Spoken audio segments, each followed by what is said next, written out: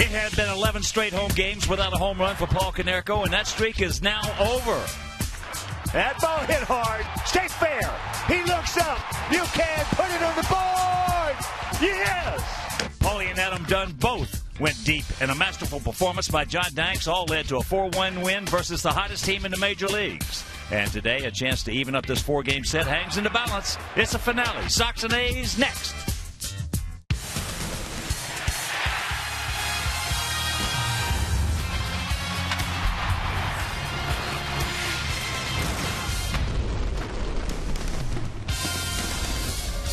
We are coming to you from the city beautiful Chicago, Illinois, where this afternoon Comcast Sportsnet presents White Sox baseball.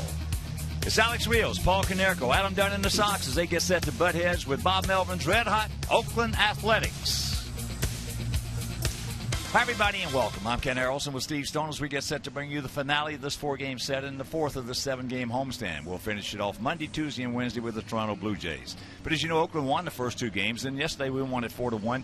And in that game yesterday, Stevie, we had a little bit of everything that you need to win a Major League Baseball game. We got together with the crew. We came up with a recipe to how to win games. And yesterday, they followed the recipe to perfection. First of all, you get a great pitch game by your starter. Johnny Danks was brilliant. Then you mix in a little long ball. We had it from Adam Dunn and Paul Konerko. Then you have to have some defense. And Viciato made a couple of plays, this being one of them. And then add a touch of Addison Reed at the end to nail down his 18th save. That's how you win them. The recipe worked well yesterday. Hopefully more the same today. Well, Hector Santiago out there, and he's got a chance to help the ball club this time as a starter. Hector's had a bouncing season. We'll take a look at what he's done exactly, and you'll see that in the first 7 games as a reliever, he pitched real well. Then he became a starter and also threw well but didn't get offensive support. Then he became a reliever again. Obviously 0-1, the ERA not quite there, and now, because of the injury to Jake Peavy, he's a starter once again. So he's been a jack of all trades, a very valuable man to have around, and hopefully he'll have his good screwball today. Well, this afternoon it is Daddy-Daughter Day here at the ballpark, so sit back, relax, and strap it down. White Sox baseball coming your way.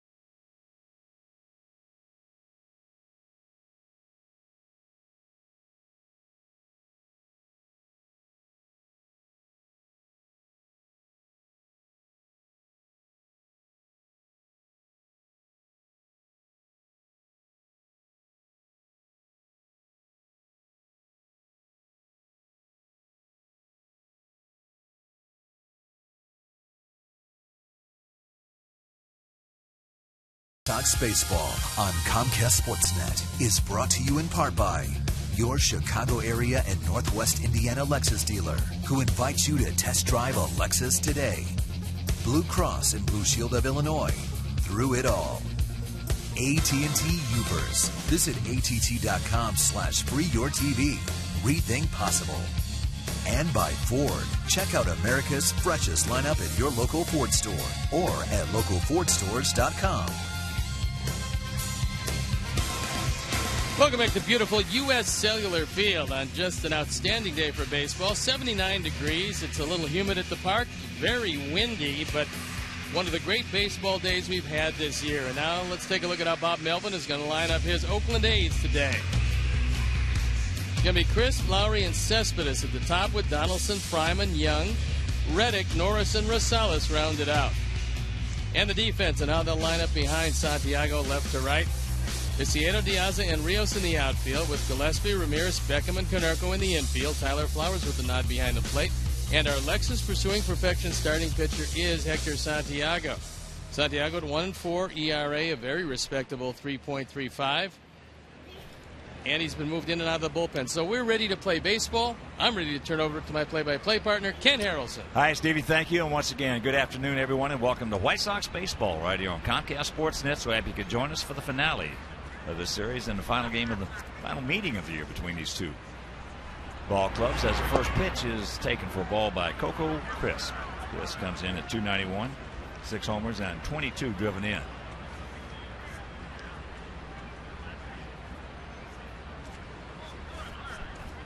Crisp 4 for 13 in the series, and there's the strike. I noticed home plate umpire John Hirschbeck's right hand there in a protection mode. He took a 100-mile-an-hour fastball off the back of that hand this last time behind the plate, and it was Ugly.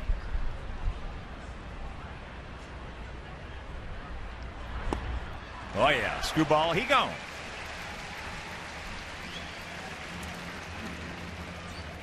The men in blue today, the crew chief, John Hirschbeck behind the plate. Bob Davidson is at first. Jim Reynolds is at second, and James Hoy is at third. So pitchers better beware today on their moves to first base. You better make sure that you step over there, you take that 1 second pause, because Bob is on those like a hawk. The Balkmaster. As Lowry can't get it, he comes in at 307, 3 homers, 24 knocked in, 1 for 12 in the series. A's hitting at 248 as a club with a 3.73 ERA, and A's have won 18 of the last 22 ball games that they have played. And in talking with their outstanding announcer Ray Fosse, he said the 4 games that they lost, they could have won very easily. So they have been in every one of them.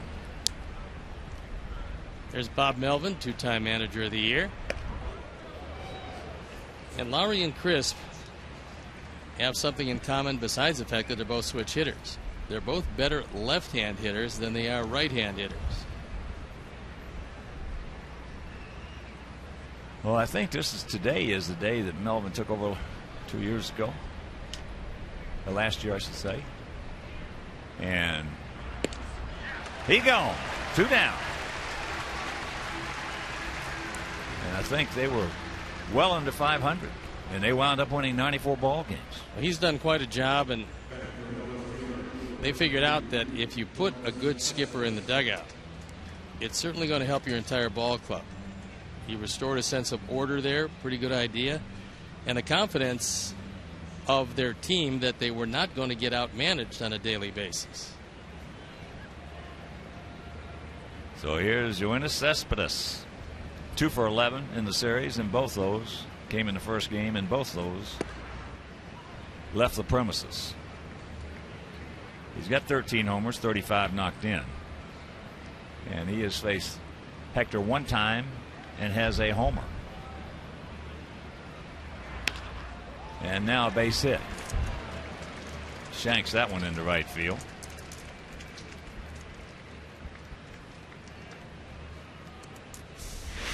After a couple of strikeouts, Hector goes down with the fastball, and Cespedes with an inside-out swing hits it to right field.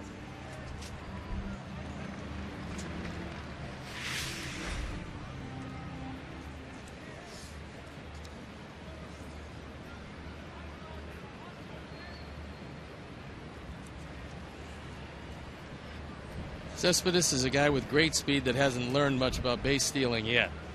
He's stolen 2, been thrown out 5 times. First pitch strike. This guy right here is the best hitter on the team, Josh Donaldson. Hitting at 328, 9 homers, and 42 knocked in.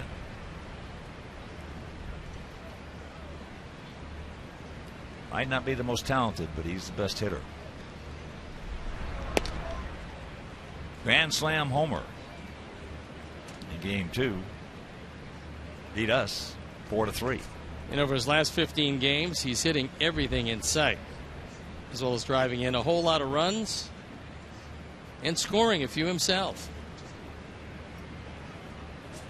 Outfield for the most part straight up, and here at the ballpark, 330 down the left field line, 335 down the right field line, 375 in the gaps, and 400 straight away center.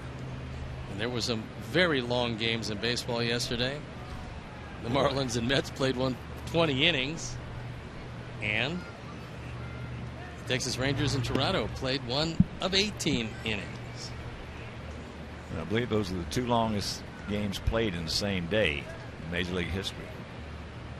And that 20-inning affair went longer than the game that we played in Seattle. Went 6 hours and 20-some minutes. I played in 22 innings against the White Sox. How'd it end? I don't remember. But it did end. Yeah, you know it ended. I know. I think I pinch hit in the 9th inning and went 0 for 5.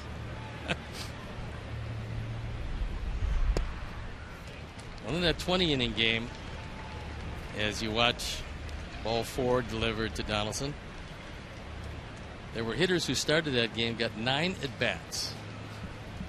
So if you have a bad day, that's a real bad day. Yeah, it is. There's a few 1 for 9s in that one.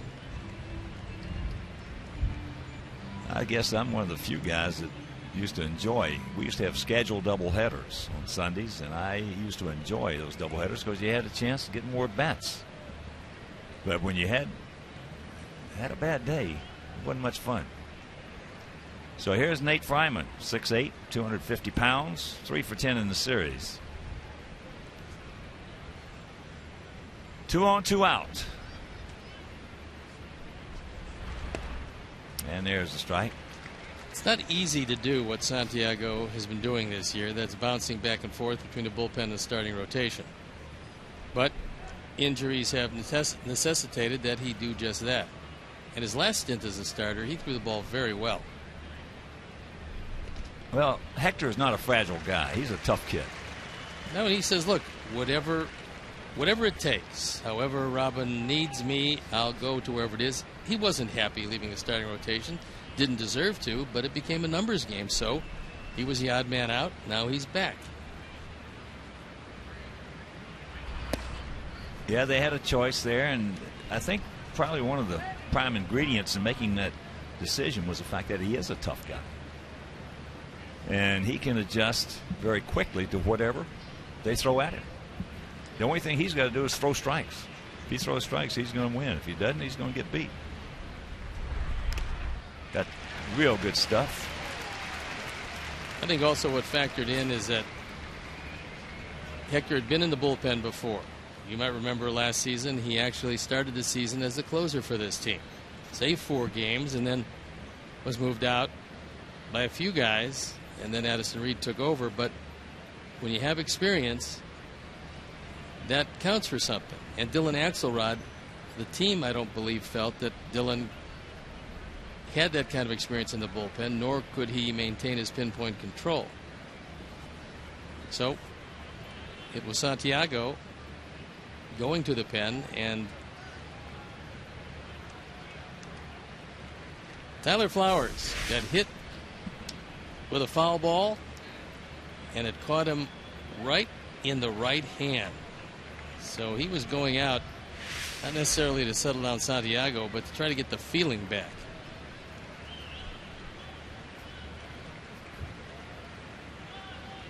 So 1-2 the count.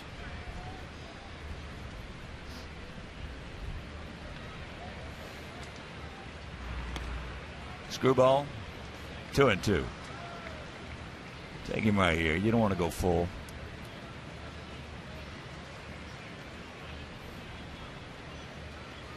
Chris Young on deck.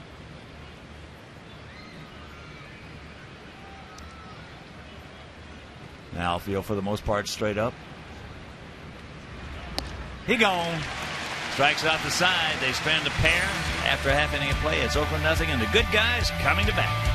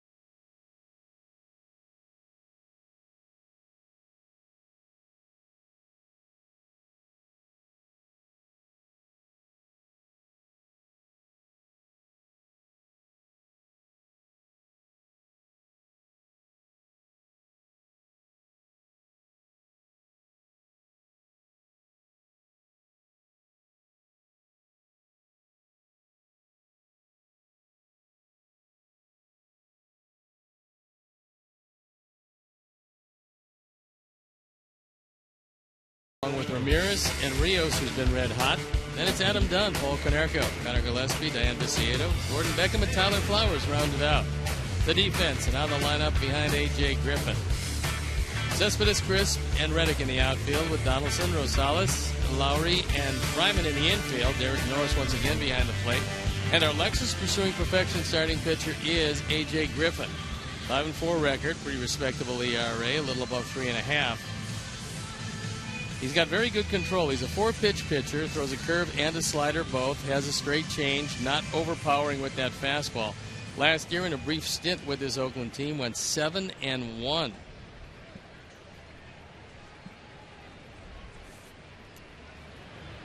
And before we show you our picks to click, you at home select yours. First pitch strike. Diaza hitting at 263, 4 for 10 in the series with a couple of RBIs. Sox hitting at 236 as a team with a 3.80 ERA.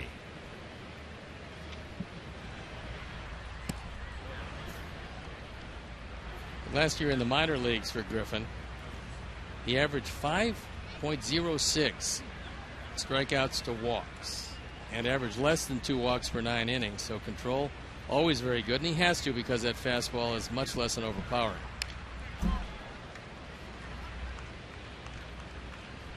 Yeah, he's 25 years old, 6'5", 230 out of El Cajon, California. And a 13th round draft pick in the 2010 draft by these Oakland Athletics, who's gotten a lot of mileage out of middle round draft picks for pitchers. Cooperstown's full of what would have been middle round draft picks. There's no doubt. There's no doubt. You look at those numbers so far in his very early career, and they're pretty impressive. Those guys know how to compete.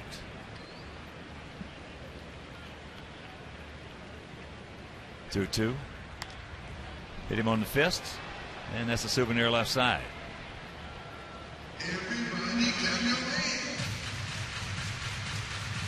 Last year he was co-minor league pitcher of the year along with Dan Straley. This year, both of them find themselves right in the middle of this starting rotation.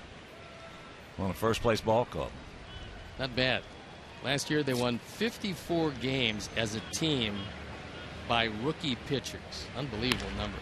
And there's a sharp single back through the middle. That's a good way to start. Alejandro.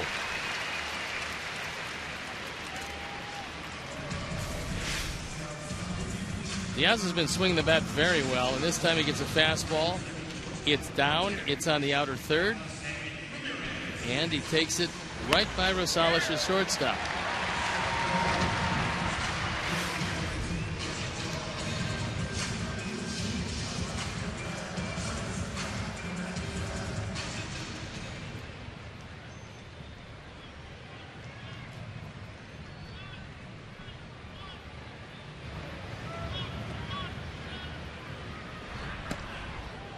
Now my talent scout, Jimmy Olsen, says a year ago today the A's were 26-34. 8 games out. That's identical to where we are with the same record, 26-34. And they came back and won 94 games.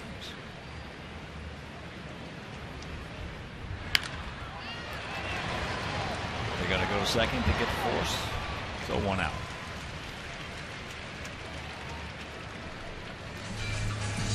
That'll bring up Rios.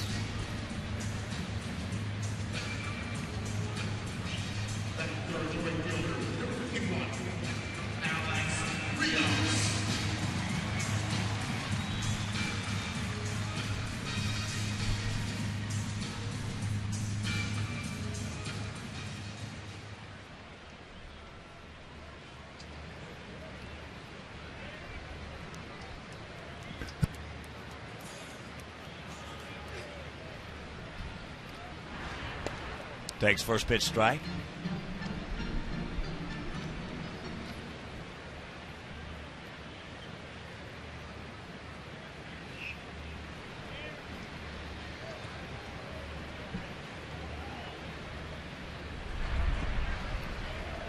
Count evens at 1.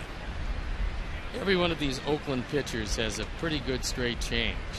I would have to think that Kurt Young would have a whole lot to do with that. He's their pitching coach. He had a pretty good one. He did that.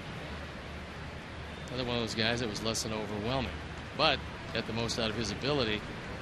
And more times than not, they become better instructors than the superstar players. Now, occasionally superstar players do become good instructors, but they're few and far between.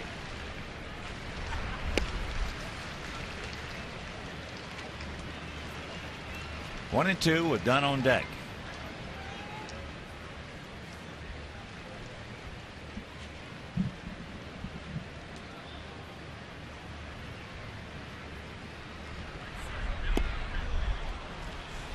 Two down. And right now, with 2 out, let's check out our Farmers Insurance picks to click this afternoon. Jim Angio, our director and the crew, going with Beckham. Steve's going with Diaza and Laney Dempster, Joe Rody, Ron Vesley, Dave Albert, Ryan Young, Jen Branner. We're going to go with Connor Gillespie.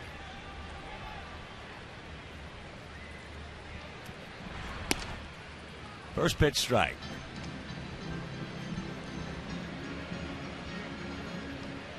That was his cutter, and he left that one up and out over the plate, but got away with it.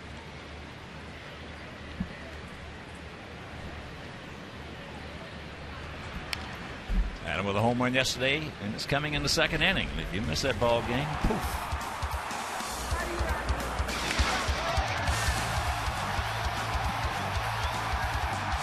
Tied it at 1.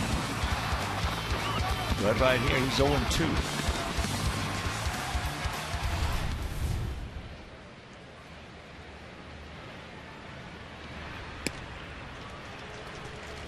And that'll do it. After 1, no score.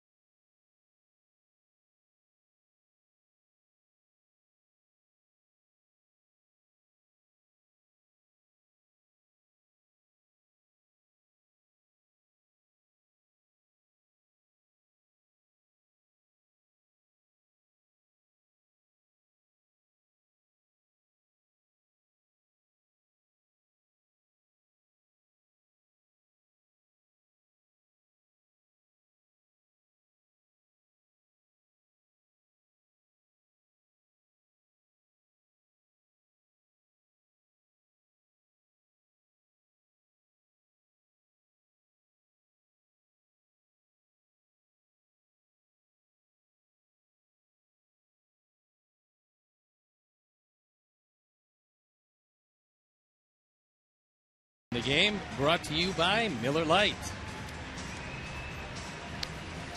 And a reminder, great seats are still available for the season. Prices have been greatly reduced for all games, and the schedule is full of great matchups, promotional nights, and post-game fireworks. Tickets for all remaining games, Monday through Saturday, start as low as $7, and Sundays start at only $5. So purchase your tickets today by visiting whitesox.com or 866-SOX-GAME. Chris Young is one of the platoon players in this Oakland team. He very rarely, if ever, starts against the right-handers. He does get the lion's share of the starts against the left-handers.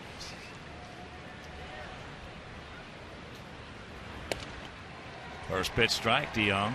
Chris 0 for 8 in the series, hitting at 177, 5 homers and 22 knocked in. Now field straight away, about equidistant.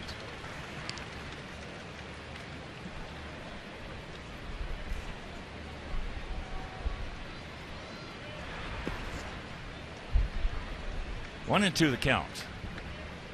Clay Buchholz won his 9th game of the year. He's 9-0 this year, leading the American League in ERA at 171. What a year for Buchholz.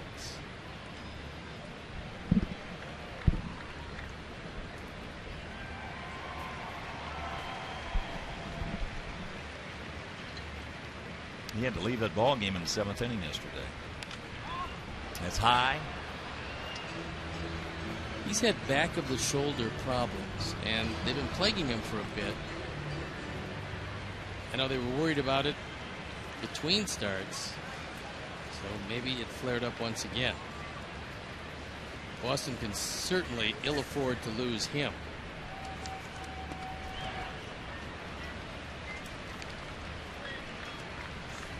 And in the same division, Andy Pettitte, congratulations to him. He won game number 250 last night. There's the dreaded leadoff walk. Second walk issued by Hector. And that'll bring up Reddick, who was 3 for 11 with a homer in the series. Reddick's been taking the left-hand hitters, left-hand pitchers to left field, which is something that he didn't do much of all of last year. But that may be a concession to his sprained wrist, and when he gets healthy again, he'll go back to being the dead pull hitter that he is.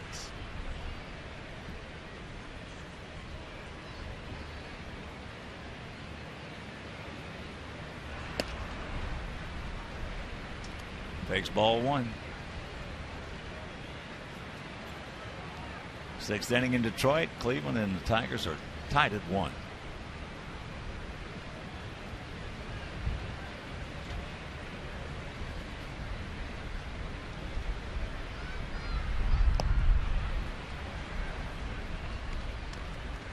And again, down in the count, 2-0.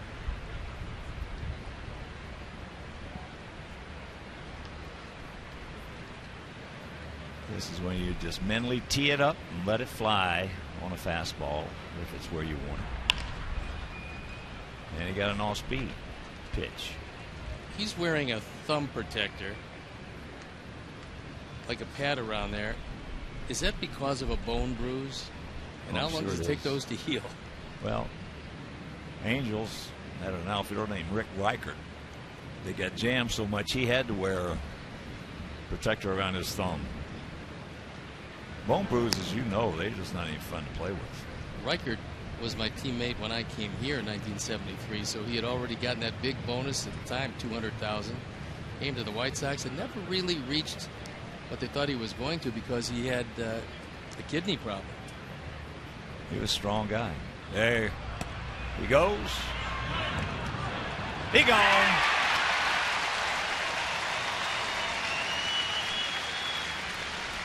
Well, I think we might have gotten a break there as Jim Reynolds called him out. We'll take another look at it. Could be that he was tagged before the foot got in. Tyler Flowers makes it closer than it probably should have been.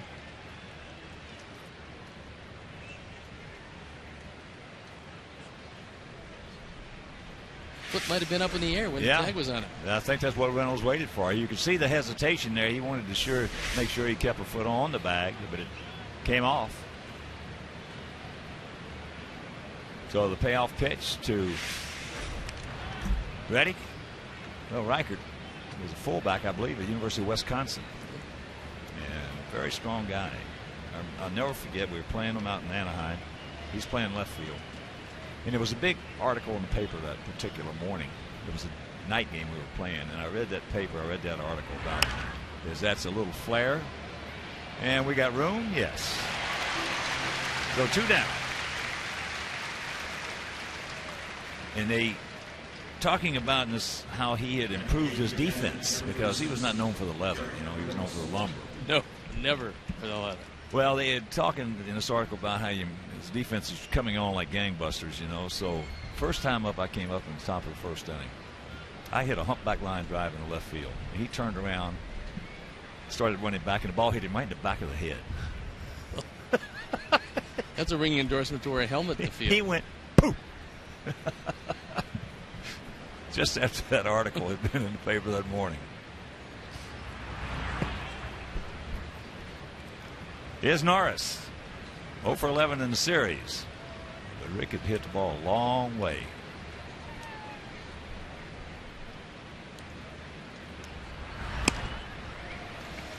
One and one. Yeah, I had forgotten he came to the White Sox. He did indeed. Yeah. And there's a young man celebrating a birthday here at the ballpark. What better thing to do? And just a beautiful day for baseball. Well, this is a tremendous crowd today. In fact, all the specially priced seats for this Family Sunday in the upper and lower level are sold out. With summer now upon us, fans should take advantage of the great seats available at the remaining 7 Family Sundays this season by purchasing tickets early at whitesox.com/tickets. All those specially priced tickets sold out today. Becker wants to stay around this one for a while. He's got to cut down on his pitch count, which means he's got to stop falling deep in the counts and walking some of these A's. Well, fortunately, he's got some good stuff. But when you're going to pitch 2-0 and 3-1 in the big leagues, you're not going to win a whole bunch.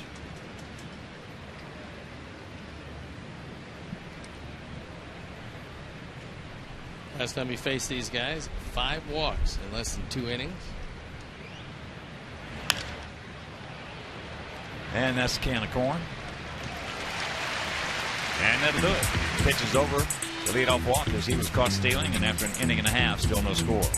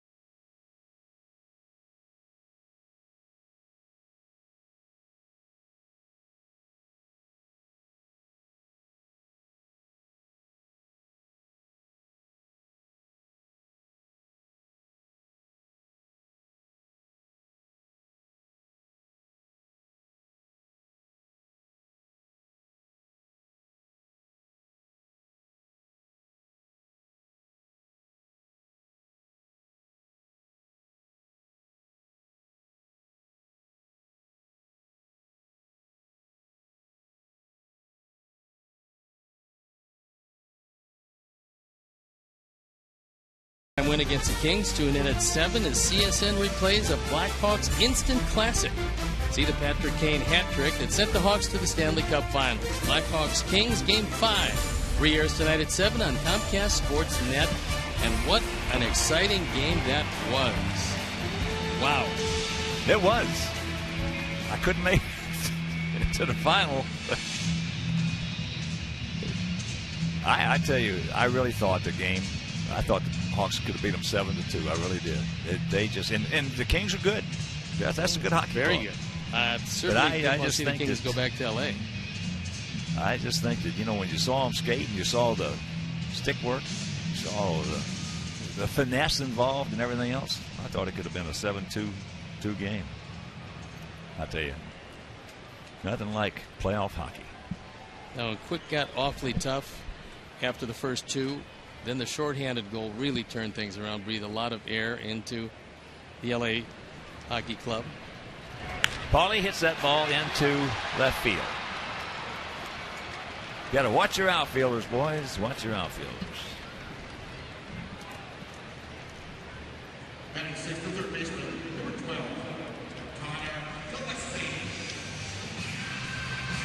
There's Gillespie.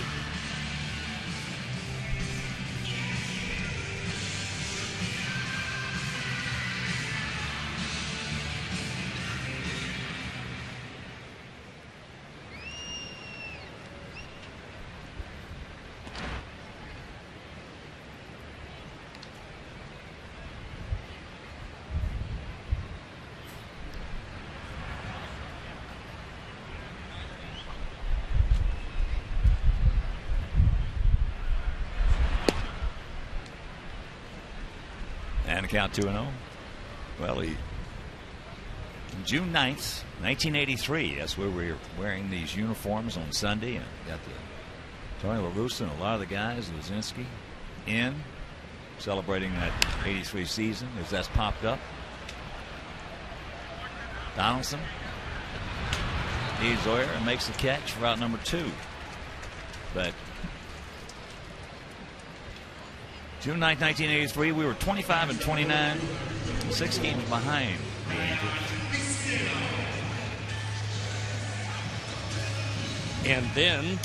And then we won 99 games and won a division by 20.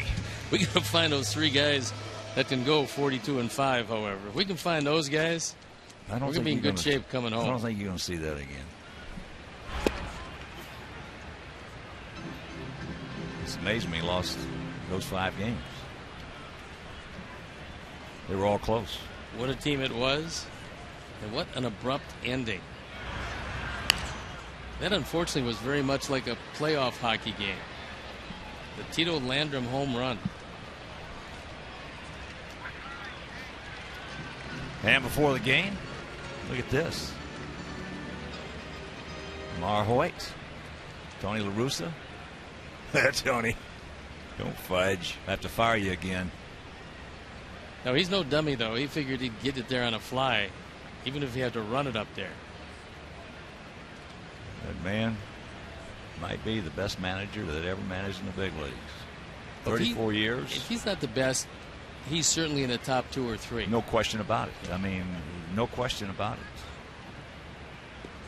Man, he's 34 years in the big leagues, only get fired 1 time.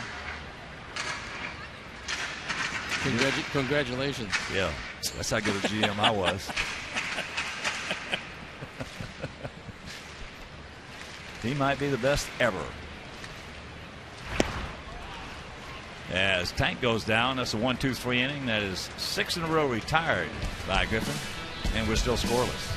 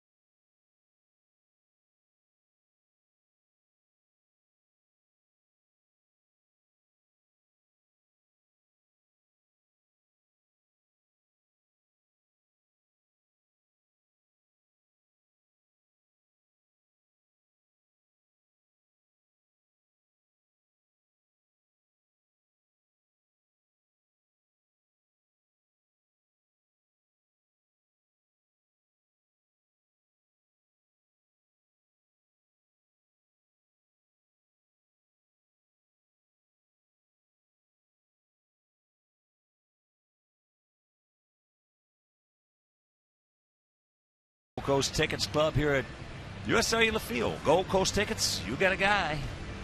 That guy is Seth Sharon. And all the good folks at Gold Coast Tickets.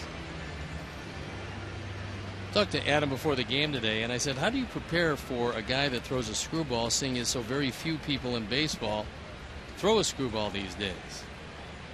He said, you sit back and you wait for him to make a mistake.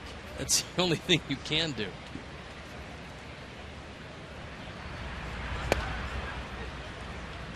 First pitch strike. Against us, he's been a very aggressive hitter. He's been a pull hitter.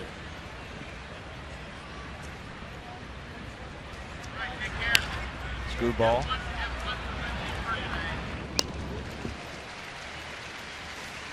Time now for Head and Shoulders, the Whiffed. Pitch by pitch sequence of Coco Crisp leading off the game. There's a fastball. And another fastball down. Good screwball. And it ends with a screwball out over the plate.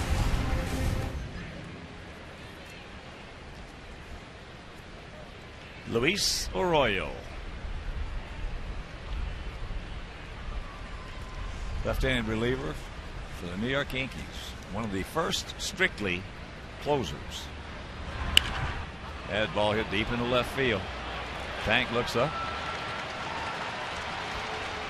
So Crisp cranks out his 7th, and it is 1-0.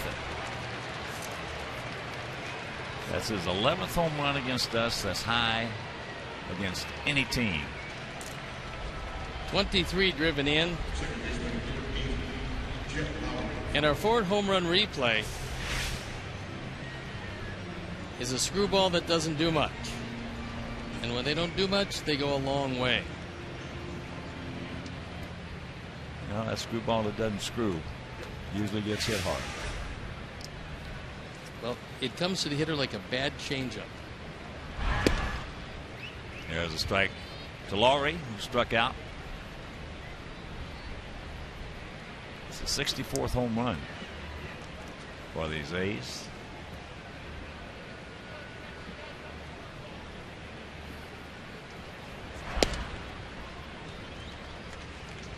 Oh, 1-2.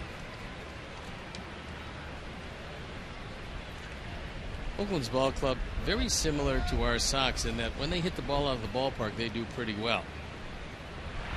When they don't, it's tough for them. Hit 4 home runs the opening game. The grand slam home run in game 2, that was the only runs they scored. Yesterday, no home runs. They lost that one, and today they've started off with a home run here.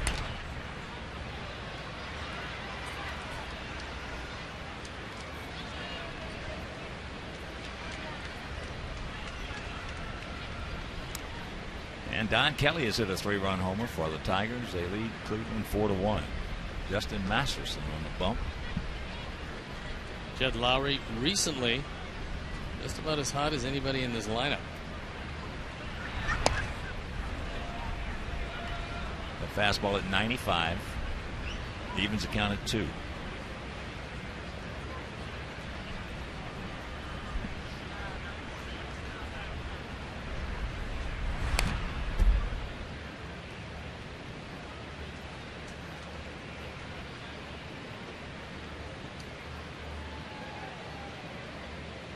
Buenos Cespedes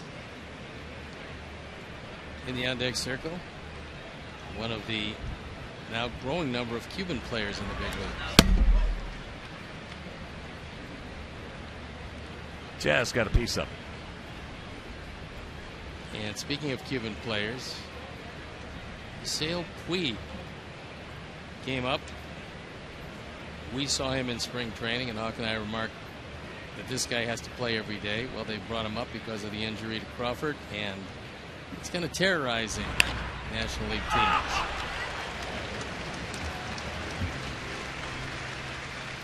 Two down. Did you see that throw he made yesterday? To follow up the one he made a few days ago from the warning track? Yesterday did not see the throw. Now trying to go from first to third. Big mistake, huh? Oh, I'm telling you, he threw a rocket right on the money. Well, if I'll tell you what it reminded me of. It reminded me of Dwight Evans or Roberto Clemente or Vladimir Guerrero. Atlanta didn't train in Arizona like we did to see him all spring. Now, I know they have scouting reports, but you've got to see that arm to believe it, and I don't think it's going to be long before people are not going to try to run on him at all. Well, it's the best. I'll tell you what, it's the best throw that I've seen in years from a right field.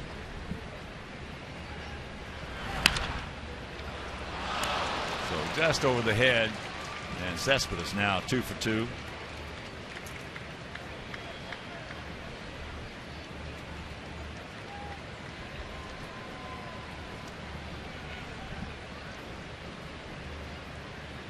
If you're talking about accuracy and velocity,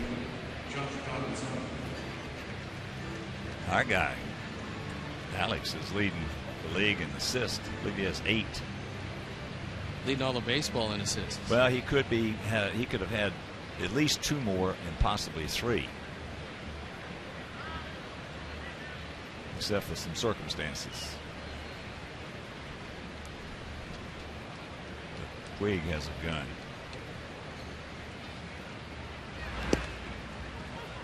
Donaldson takes a strike. He walked in the first inning.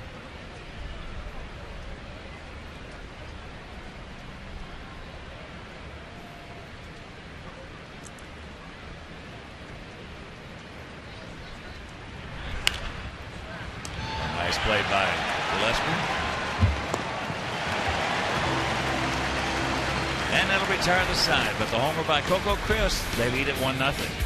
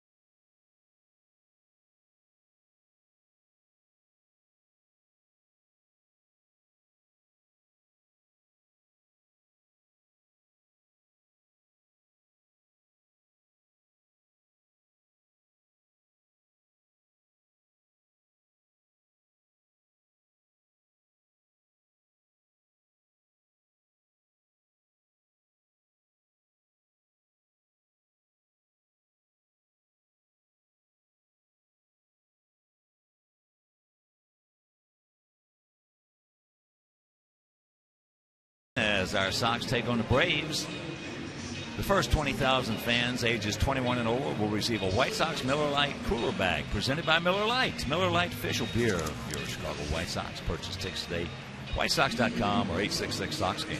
It's going to be a terrific series because Atlanta is a very solid baseball team. They're in first place by 7.5 games over Philadelphia. And at home, which fortunately we don't have to go, they're 21-7. So the Braves have been as advertised this year. Surprise team Washington piling up the injuries, and they're not even close at 8 games back. Yeah, they've just had too many of them. Well, the Harper injury really has hurt them because since he went down, they haven't been the same team, and that's just one player. Gordon Beckham takes ball 1. Harper, in fact, is going to see James Andrews to take a look at that knee. He banged into the wall, then later fouled the ball off, diagnosed with bursitis, but now they want to see.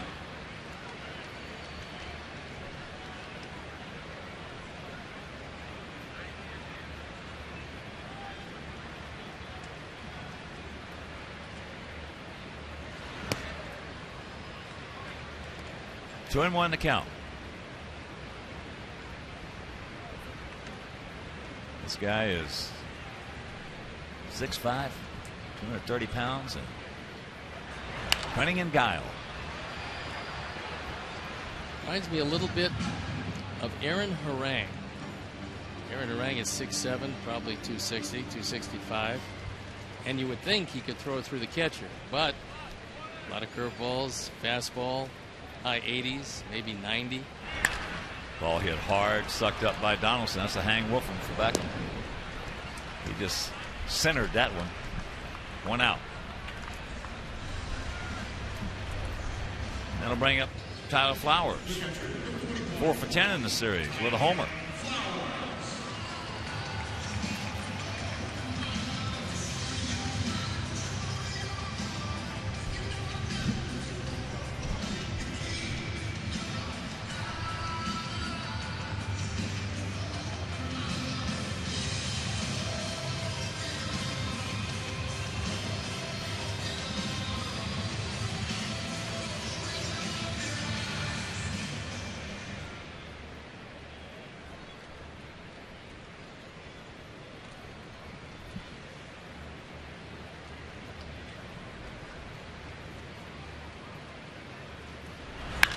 High and deep.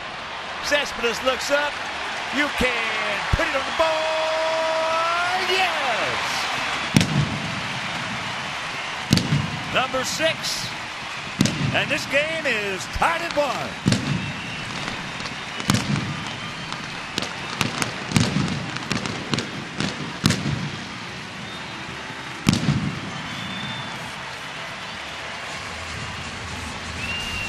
Our Ford home run replay is a no-doubter. First ball, fastball. It caught the whole plate on the inner portion, and Tyler Flowers rode it way out of here. 6 and 16 on the power numbers, and more important, 1 and 1 on the scoreboard.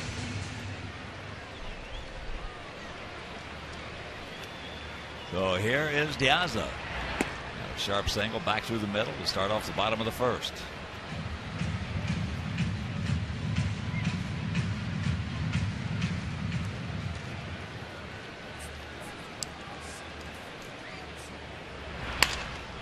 Off the end of the bat. 2 down.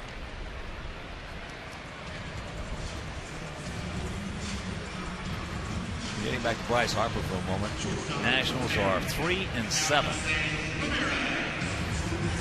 This is last game. And likely to get a whole lot worse if he stays out any length of time.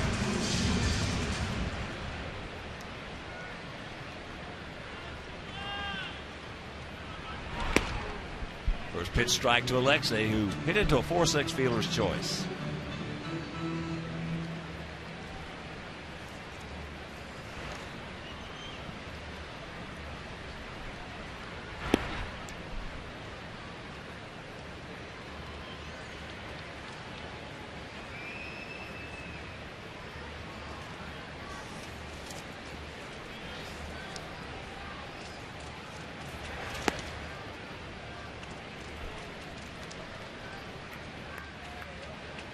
Griffin now has given up 12 home runs.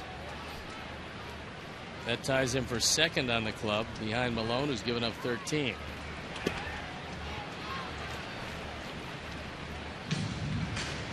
But that is the plight of the man who's around the plate with stuff that isn't overwhelming. You're going to give up home runs.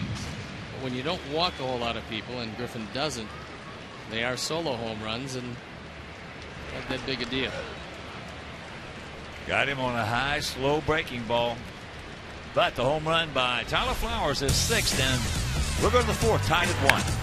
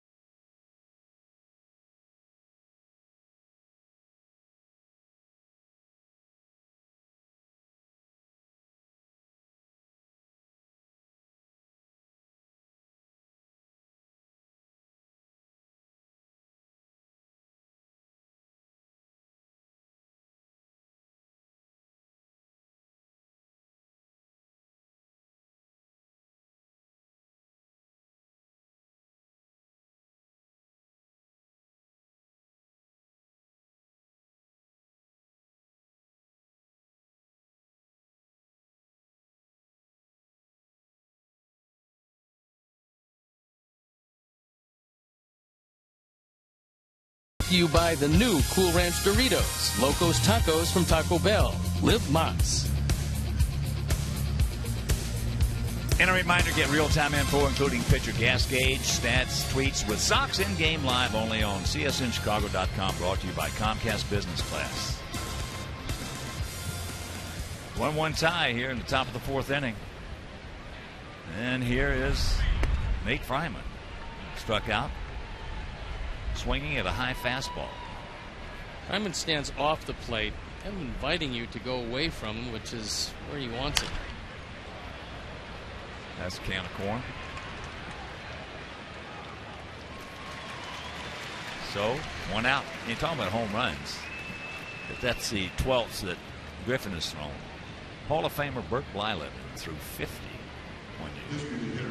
I'll bet you the overwhelming majority of them were solo shots. No question about it. Probably 48. Well, going back a long time, Robin Roberts, Fergie Jenkins, they gave up lots of home runs just like Burt, but you don't walk people ahead. You limit your pitches. Guy hits a home run, hits a home run.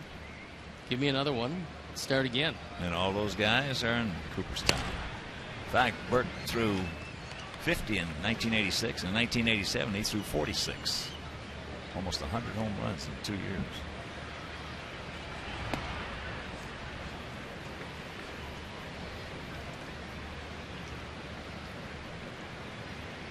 One out, 1-1 to count.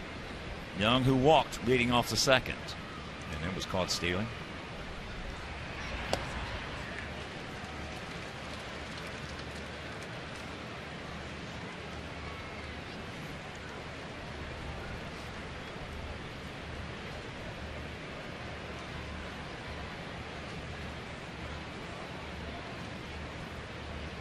They have 3 hits. We have 2. If you're just tuning in.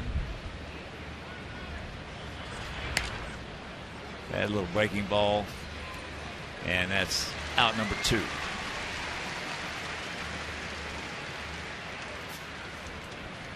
So here's Josh Reddick.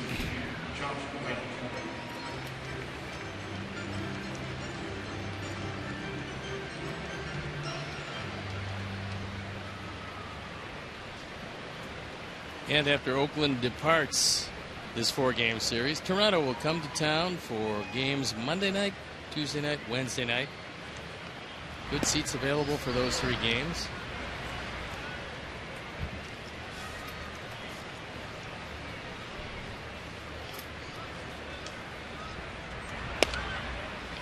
Toronto not having a real good year. They've had a lot of injuries. They're 10 games back of Boston in last place. But they've won 3 games in a row. And there's a base hit. Reddick now 1 for 2, and he is 5 for 5 in stolen bases.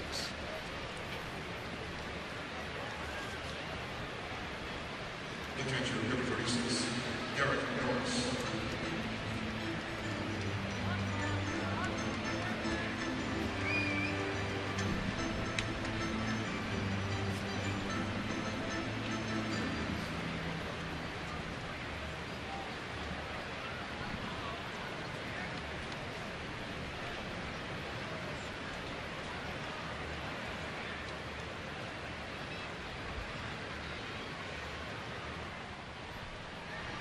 Outfield, for the most part, straight up. Bit of a gap out there in right center. Almost equidistant. There's a strike to Norris, who went out softly to Alex Rios in right field.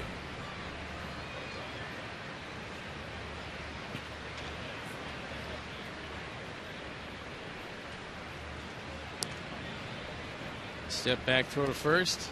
And Dave Ross tells us that of the 50 home runs that Burt Blyleven threw in 1986, 27 were solo.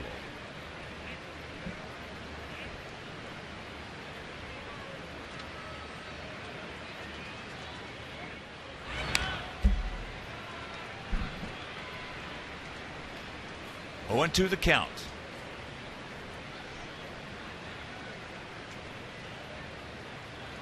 The left-handed platoon players probably won't be able to find the plate. Our ball club has started 4 left-handers, meaning all the right-handed platoon players getting all the action in the series. Screwball. Got it up out over the plate.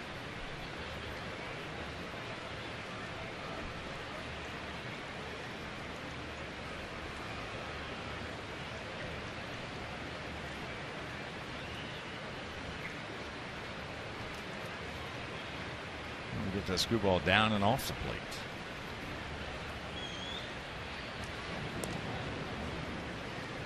It's especially important when you have an 0-2 count. You don't want to throw a useless pitch, one that's 12 inches up or off the plate. You want to get it close enough, but you don't necessarily want to make it a strike. High fastball. Pretty good pitch. One just a little too high.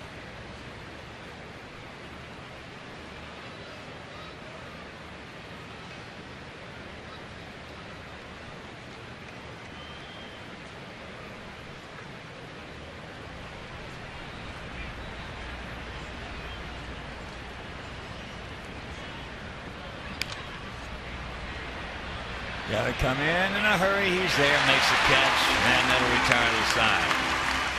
Reddick picks up a 2-out single. There's fan one. We'll go to the bottom of the fourth, tied at 1.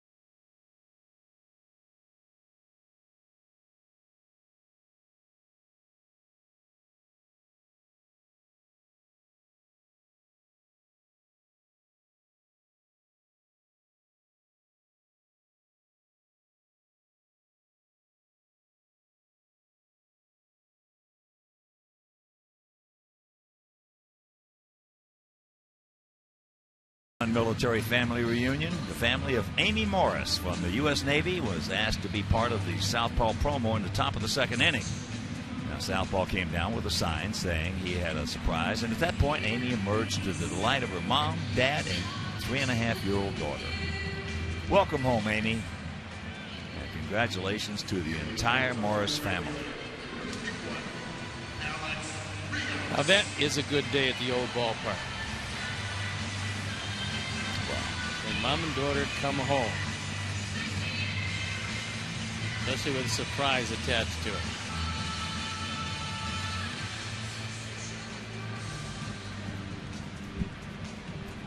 We got ourselves a 1-1 tie. 1-4-0 for them, 1-2-0 for us. Home run by Coco Crisp, home run by Tyler Flowers.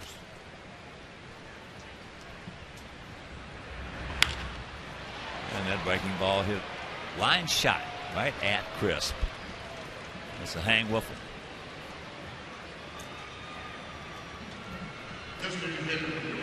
And our Sox and Camarena Tequila both know that giving anything less than 100% just is not good enough. And that's why Camarena only offers award-winning 100% blue agave tequila.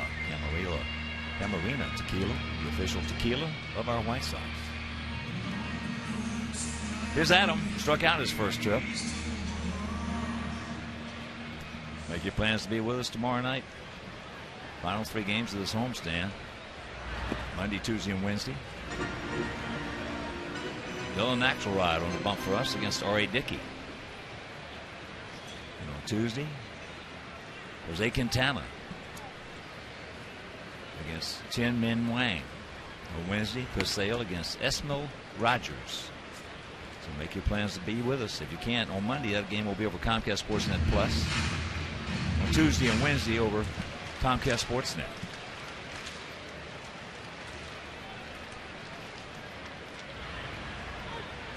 Takes that fastball right there. After this homestand concludes, it's on the road with 4 against Houston, 3 against Minnesota, concluding with 3 against Kansas City. So an extended road trip toward the end of June.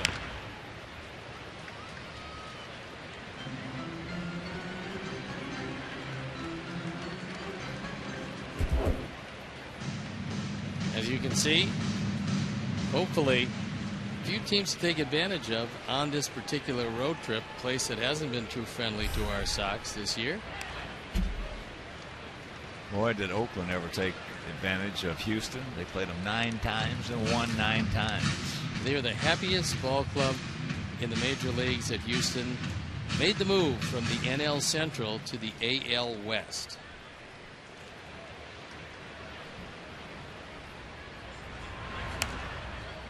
There's that slow hook at 70 miles an hour.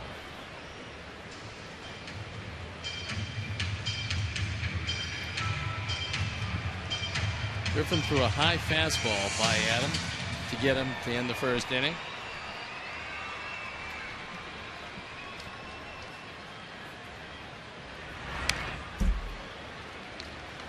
That one at 92. Tried to do it again that time, but Adam was able to stay alive. He probably wanted to get this one a little higher than he did. Cut the middle of the plate. And Adam fouled it straight back. Good eye, good take. Backdoor slider, but he missed well wide. 9th pitch of the at-bat.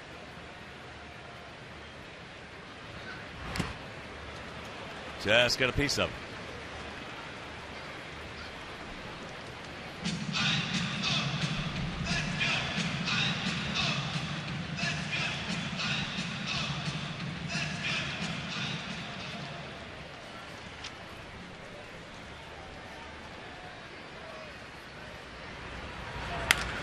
And there's a base hit. Down into the corner, so the big man going to make the turn as he picks up his 6th 2-bagger. Now, Paulie, knock him in. There's an example when you throw a straight change, you have to keep it down. If you throw a straight change and you get it up, that's what happens to it. Hitters have a chance to get a good piece of it, where if this ball is down and away, they don't. Stumped into the corner for 2 bases. Paulie 0 for 1 went out to Cespedes in left field.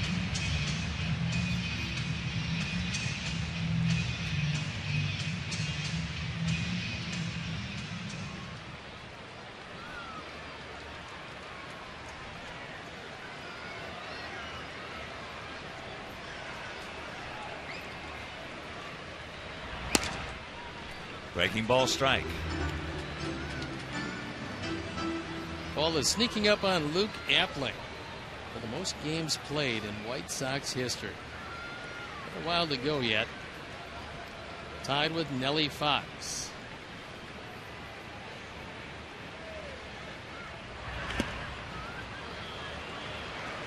Nellie Fox. What a guy. Used a U1 big old bottle bat. A lot of guys in those days used those thick handles. Yeah. Got on top of the plate. Well, they pitched inside more back in those days. Just tried to punch it here and there.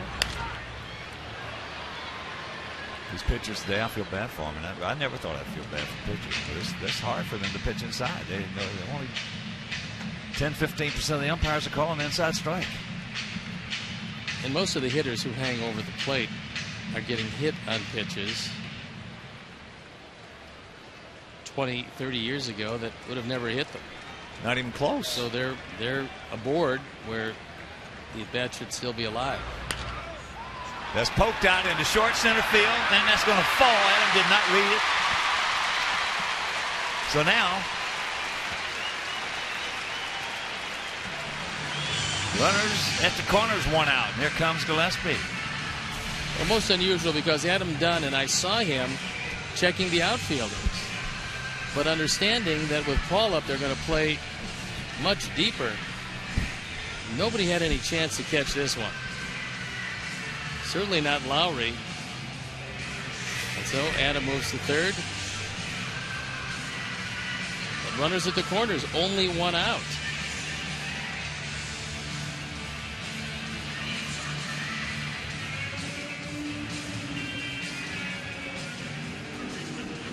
Gillespie fouled out to his counterpart, Josh Donaldson.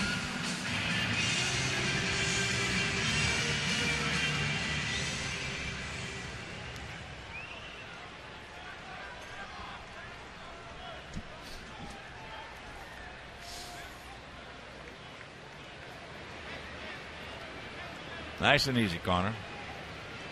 He's the guy in trouble, not you. Good rip at that breaking ball and fouls it away. Here's our AT&T U-verse multi-view. Take a look at the runners at the corners. Side view of Connor Gillespie.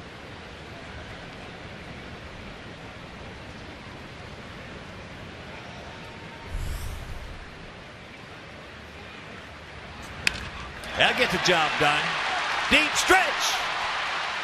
He's there right on the track. And now Pauley's going to tag. He's going to get into second base as Dunn scores, and our guys lead it 2-1.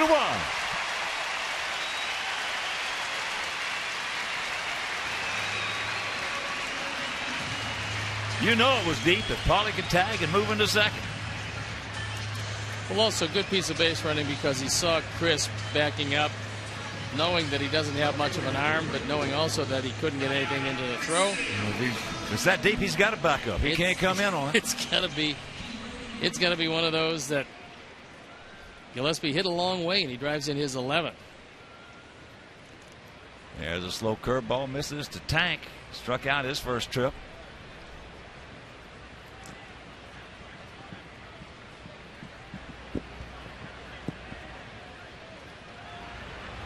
And the count 2-0. Beckham,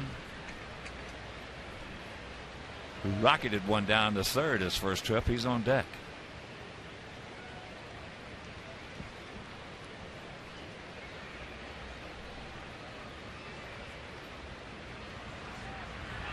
Three and 0.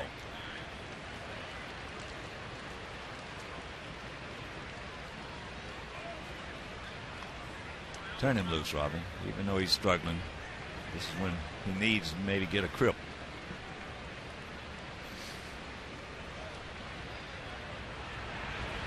He did. Had a good rip, but 3-1 to count. There you look at the pitches so far. In this inning, by far, the most pitches that Griffin has used.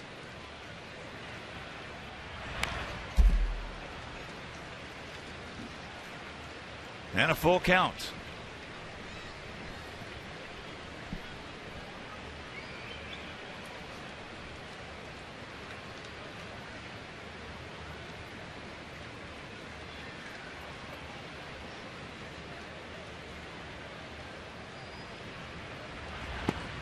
And that's ball 4, and here comes Beckham. First walk issued by A.J. Griffin. And Kurt Young, pitching coach, out. All he does will catch a few scores for you. After 5 in Washington, Nats leading Minnesota 7-0.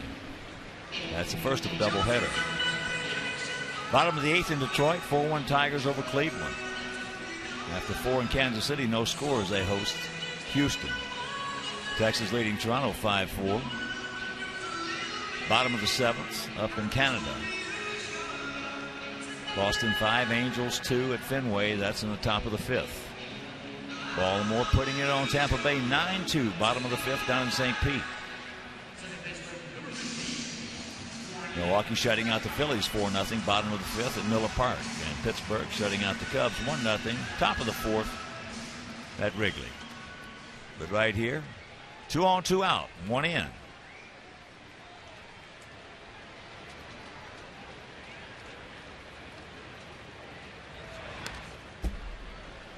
Fouls it. Straight back just underneath it. Tyler Flowers, who homered last inning, on deck.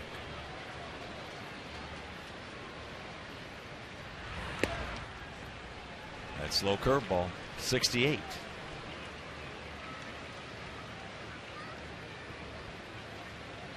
Base hit to left or right, going to be pretty tough to score a Paul from second base.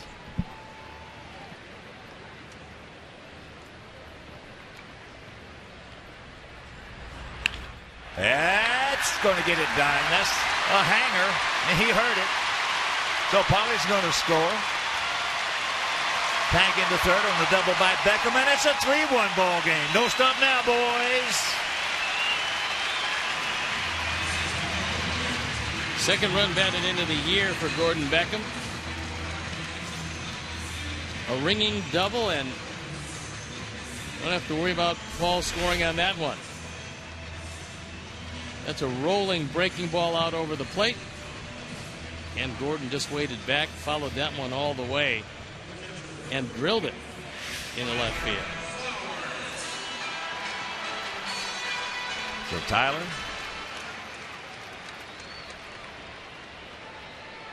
Ducks on the pond with 2 down. Gifford wants them to start again.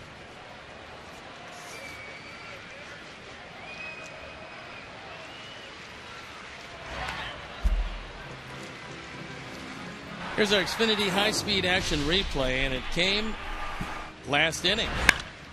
A titanic home run off the bat of Tyler Flowers, his 6th, his 16th driven in. And at the time, made it a 1-1 game.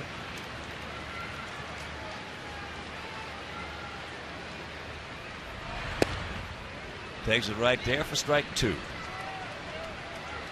0-2 the count. You got to bow your neck, Tyler.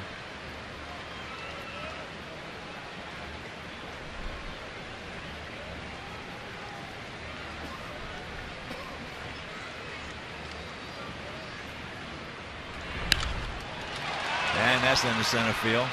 Right at Coco. Chris makes the catch. That'll retire the side, but we put a deuce up there on the board. It is 3-1. Good guys.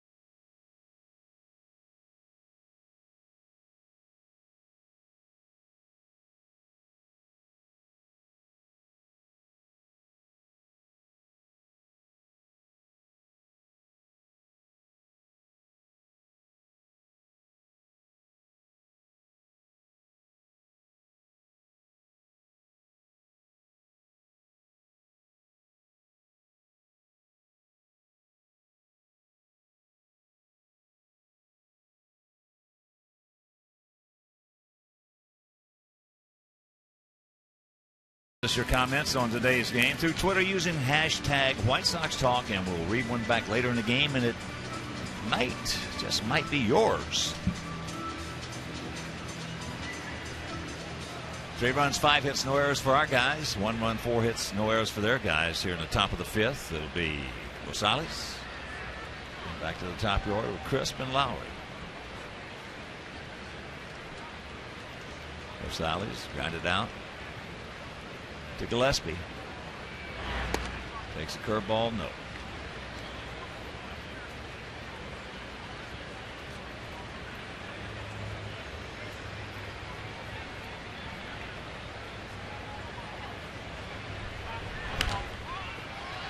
High pop up. Tyler now picks it up, comes back and makes the catch. Good, nice job, because the wind was taking that ball away from him.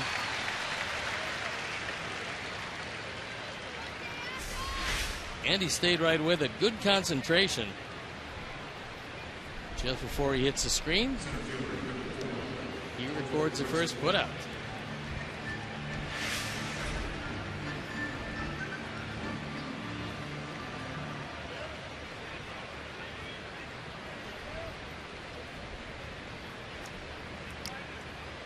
Crisp has struck out. That was on a screwball. And homered.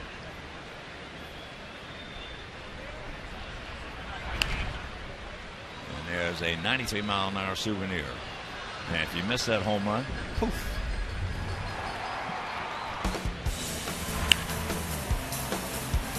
No doubter as Crisp took it back over the bullpen.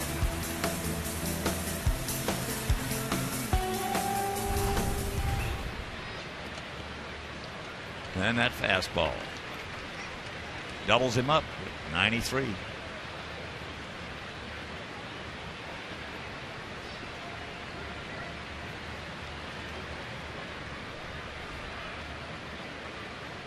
Homers and 42 RBIs against us in his career.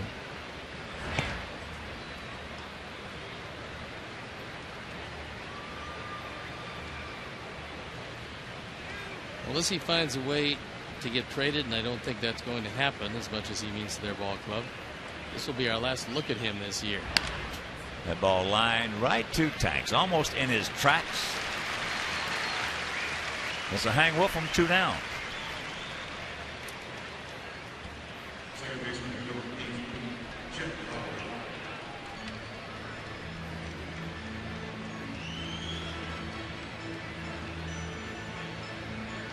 Well, he's a big piece of the puzzle to this ball club. And since Bob Melvin took over on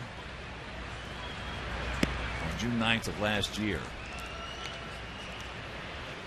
this team is 179 and 146. I mean, 2 years ago, excuse me. 179, that's pencils out to a 5.51 winning percentage. That'll get the job done. Pretty good choice of managers. 2-time manager of the year. Thanks for the Diamondbacks in the other league and last year in this league.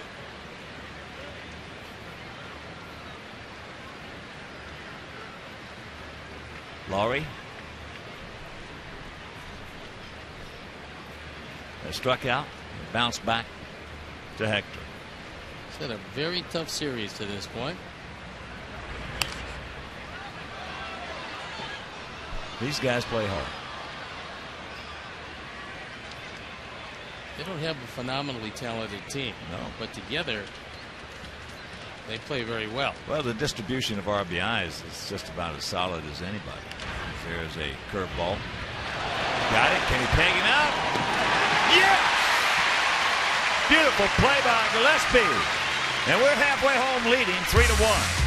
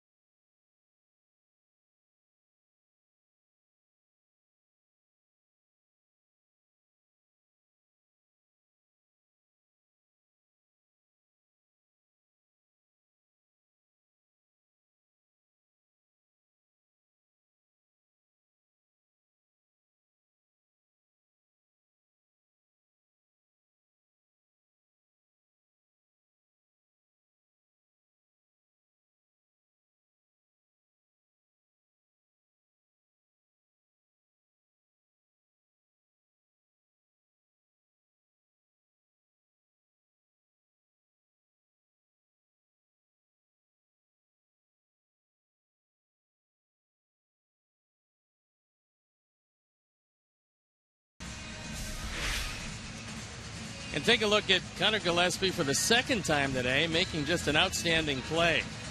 He gets up and has just enough time to cut down Lowry at first base, who was bidding for his first hit of the series, only to be denied by Connor Gillespie. We go back to the top of the order. Diaza, Ramirez, and Rios. Donaldson in on the grass. Very close at third to take the bunt away. There's a good way to start it. So Diaza 2 for 3. Attaboy, Alejandro. Boy, what a job. What a job. Don McDonough, Rocky Works have done. It's unbelievable. I'll tell you what, it's almost unbelievable. You just have a feeling that somehow this team is going to get it done. I mean, look at how much air had to come out of the balloon when that ball caromed off Richards' pants. You're, at that point, 9 seconds away from going to the finals. Suddenly you find yourself tied with the prospect of going back to Los Angeles. Didn't work out LA's way. No. From where they were to where they are now is just absolutely almost unbelievable.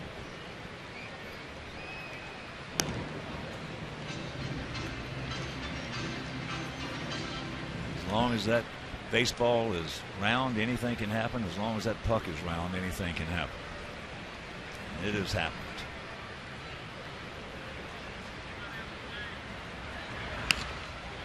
Curveball hit softly. Can't get the leadoff man this time. So Alexei now 0 for 3. Twice he's grounded out to second and also a strikeout.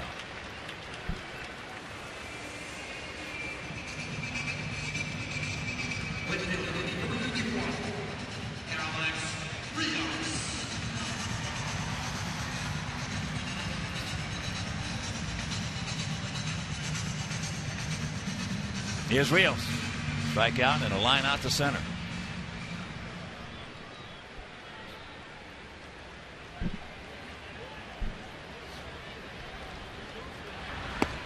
Takes first pitch strike.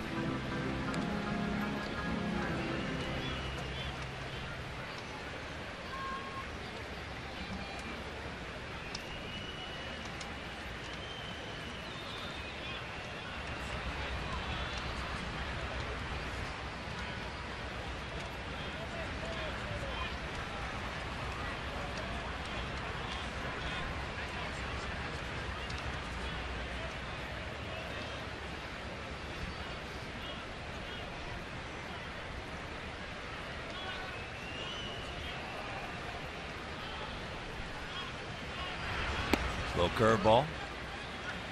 That one is 67. So the count 1-1 to Alex. That one had the whole plate. That illustrates how tough it is to get curveballs called strikes.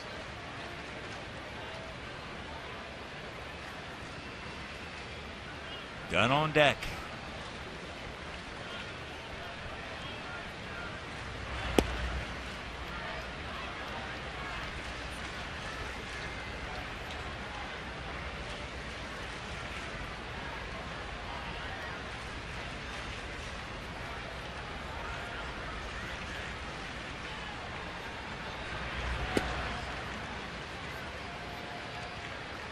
Two balls and two strikes. That's one of Griffin's better straight changes. He's getting hurt on a couple of them today. That one he kept relatively down.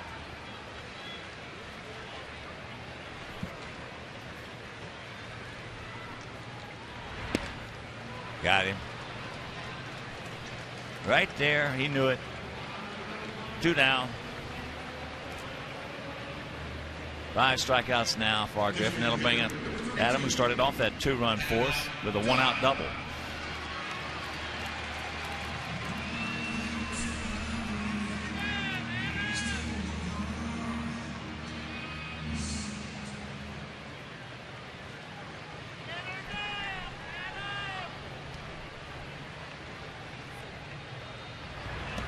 There's that slow curveball. Well, the May 2004 edition of Sports Illustrated said that the Chicago Blackhawks were the worst franchise in all of sport. It's a big statement. Then, November 20th of 2007, John McDonough came aboard. And shortly thereafter, he and Rocky took over. And look where they are now. Absolutely, almost unbelievable. And with a chance, and a very good chance, to win their second Stanley Cup within 4 years. It certainly would be somewhat remarkable.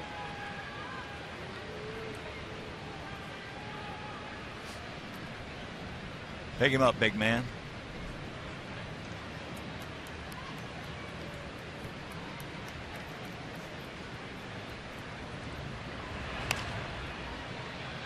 Jammed himself right there. So the count hangs at 1-2.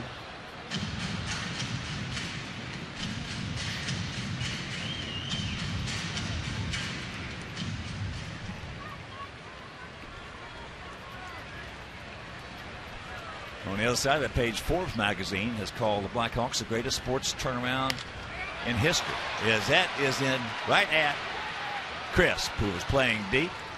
That's the hang weapon for the big man. And meanwhile, we'll go to 6, leading 3-1.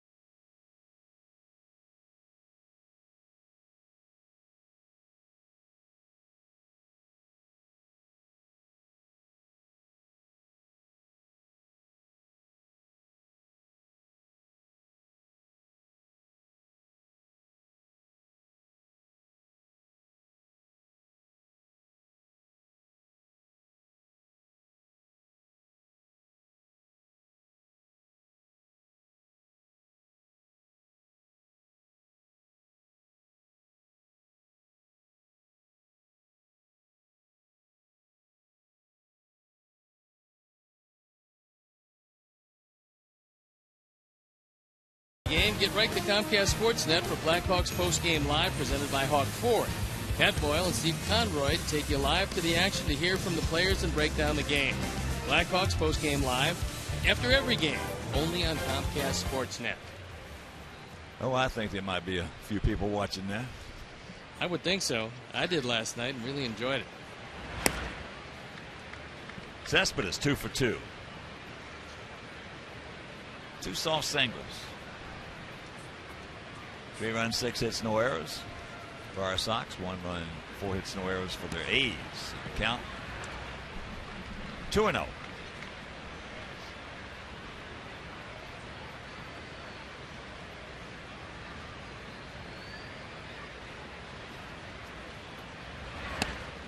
Don't walk him. Come back and get him. 3-0.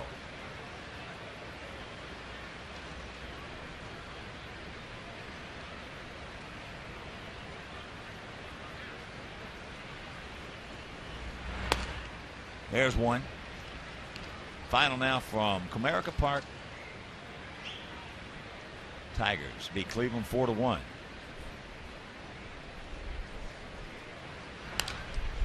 Full count. 31,033. Nice crowd on hand today. It's a beautiful day. And there's a lot of kids everywhere in the ballpark.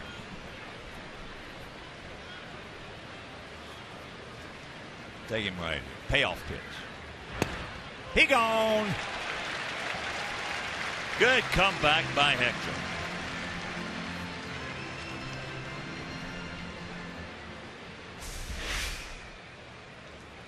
He went to the fastball, put it on the inside corner or a similar proximity thereof, and got it.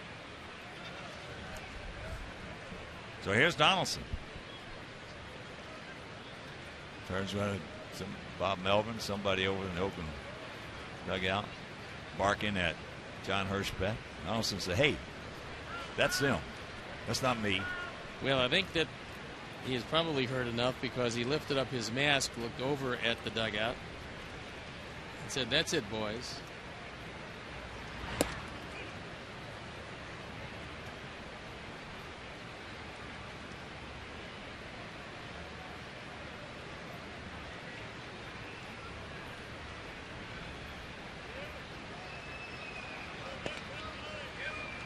And that evens counted one.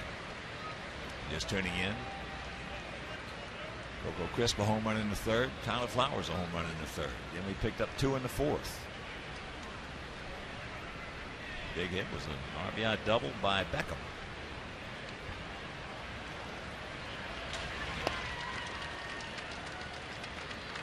Two and one. Last time up, Donaldson looks at a fastball down. And there's a strike.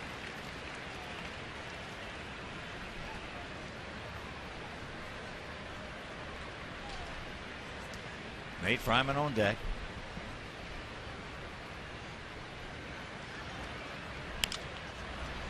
Connor got time.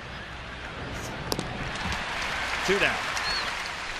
Then now for the Avis Super Slow-Mo replay. And it was last time up for Donaldson. And I've had a lot of youngsters say to me, when should I slide into first base? Well, first of all, head first, never.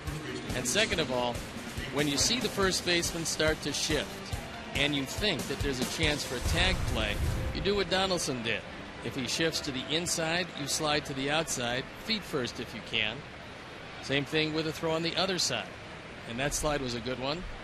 There was no tag play, but he comes away unhurt. Fryman has struck out. Yeah, Yasiel Puig slid head first in the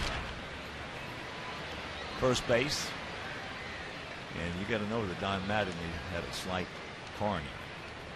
I just hate that play because it's so easy to injure a thumb, to jam your wrist, to wind up with a broken finger or shoulder.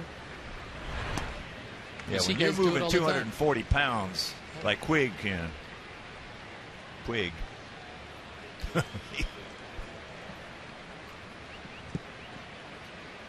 1-2 pitch. If you could get to first base faster with a head first dive, then sprinters in the Olympics, where speed is essential and hundredths of a second mean the difference between a gold, silver, or bronze medal, they would use a head first dive to cross the tape. They don't. They lower their body and run through the tape. He gone. 1-2-3 inning. We'll go to the bottom of the sixth, still leading 3-1.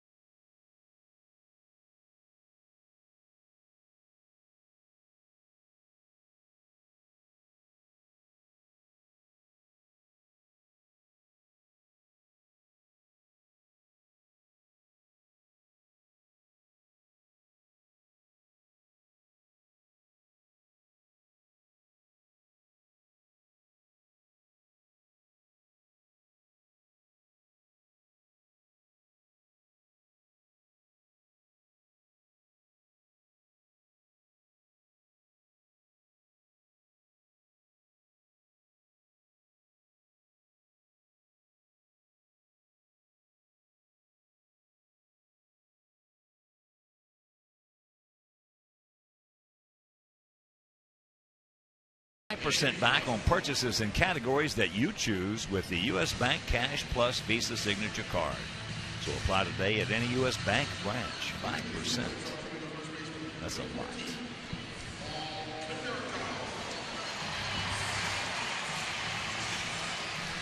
Paul Konerko will lead it off here in the bottom of the 6th. Paulie, 1 for 2, a single, and a run scored.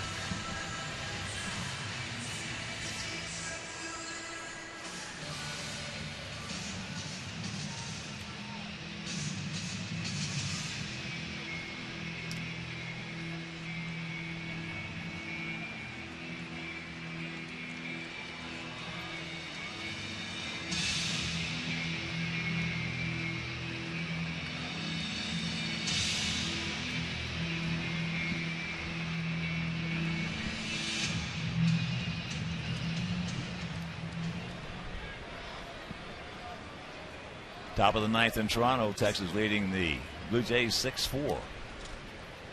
Texas trying to regain the Western Division lead. Breaking ball strike.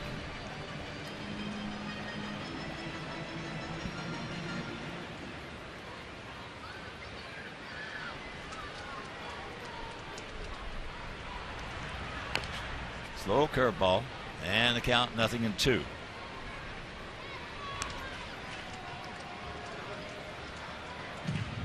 A lot of people think that because you throw a slow curveball, you have to slow down your arm velocity. And that's not the case, because if you do that, it tips off the hitter and makes that pitch pretty useless for you. You just move it well back in your hand, and that naturally makes it a slower pitch. But the key is to keep the same release point and the same arm speed on your slow curveball as you do on your faster curveball, and the hitter won't be able to read it. There's an art to that. Well, maybe the best to change speeds with a fastball and changeup was Maddox. Greg Maddux did it with finger pressure, the tips of either one, the index finger, the middle finger, and he would make the ball move the way he wanted to, move it up and back in his hand, get whatever type of speed. So he had 3 different fastballs, but they were all a fastball.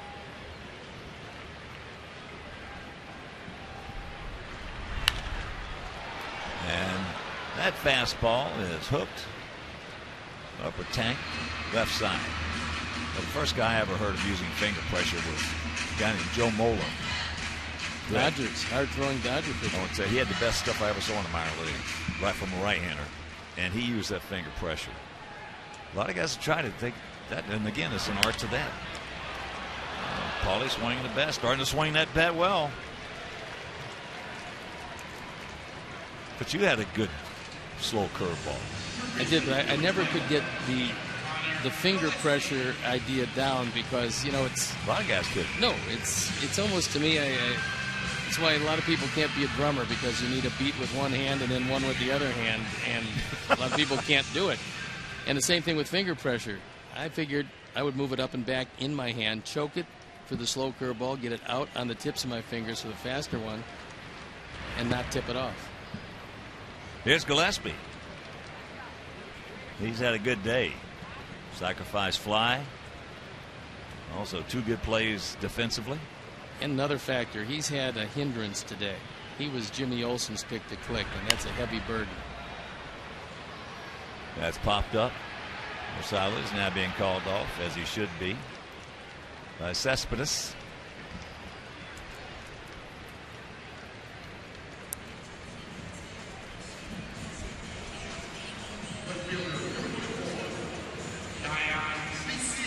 So here's Tank, strikeout and a walk.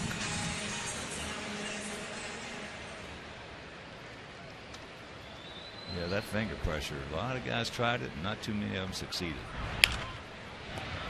There's a line shot caught by Donaldson.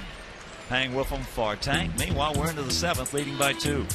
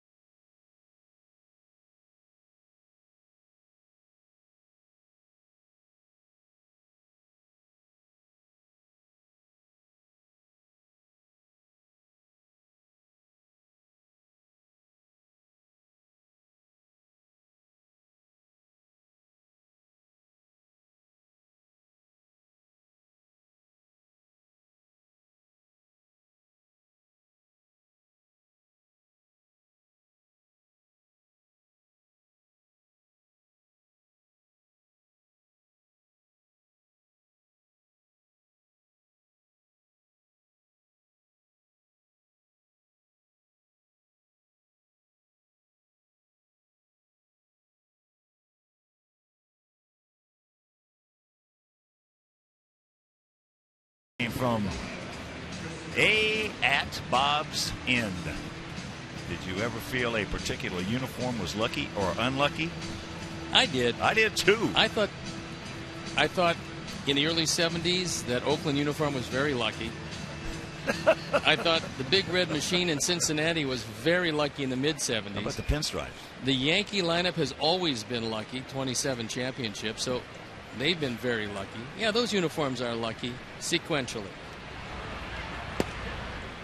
There's a strike. Chris Young was walked and popped up to short.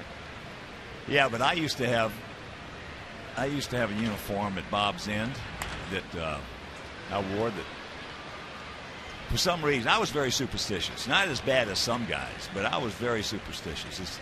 A lot of players are. Of course, you get guys like Wade Boggs who ate chicken before every day before every ball game. Yep. He gone. One out. That's 8 in a row retired by Hector. 5 strikeouts, but I had a uniform in Boston. In fact, I wore Jose Tartable's pants one day. What did Jose say when you did that? Well, he didn't like. He was in them. He was so small.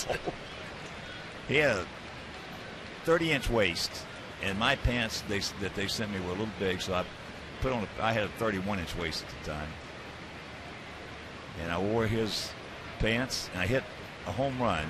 I wore them the next day, and I hit a home run the next day. From there on out, I wore 30-inch pants. So that was my superstition. Reddick fouled out to Gillespie and singled.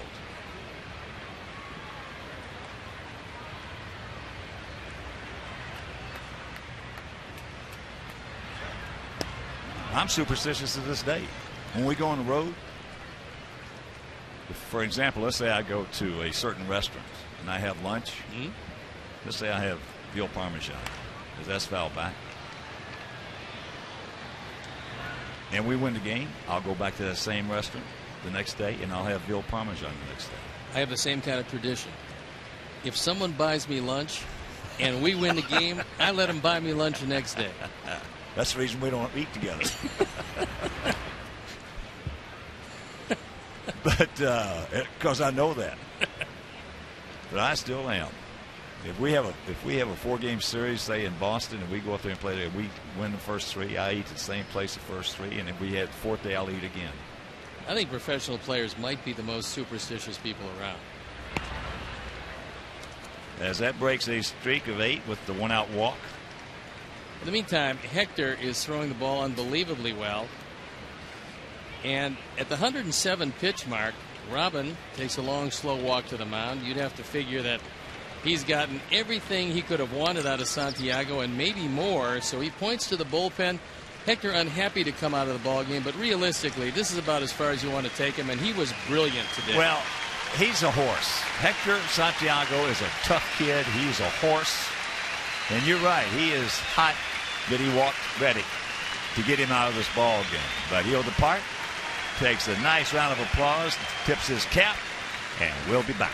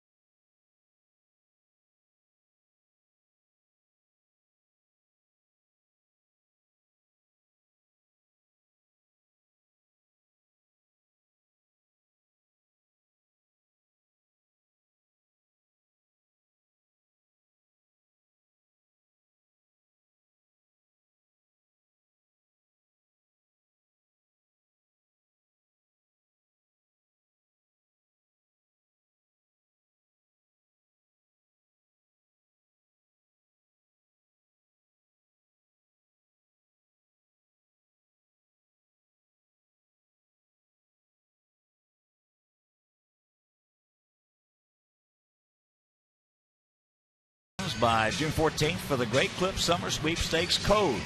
Now, the grand prize winner will throw out the first pitch on Mullet Night, Friday, June 28th. Plus, get 4 White Sox game tickets and 4 pregame patio party tickets. So, Great Clips, it's going to be great. Our Honda call to the pen. And it is Matt Lindstrom. Lindstrom out for the 33rd time, and lately he's been getting better and better. The ERA an even 3. The walks at first were an issue. Lately he's getting the ball over the plate. Left-handers have given him some problems. And here's John Jaso hitting for Norris. Takes first pitch strike. That one at 94. This is our first look at Jaso in this series. In Oakland, he had a big double. That in extra innings, and it allowed them to eventually win the ball game. Well, everybody on this ball club has contributed. There's some gas going over to Paulie.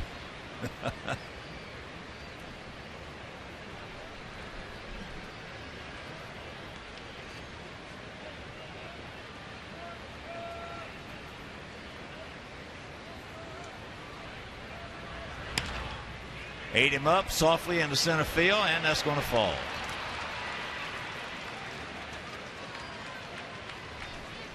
Thanks. We'll get it back in.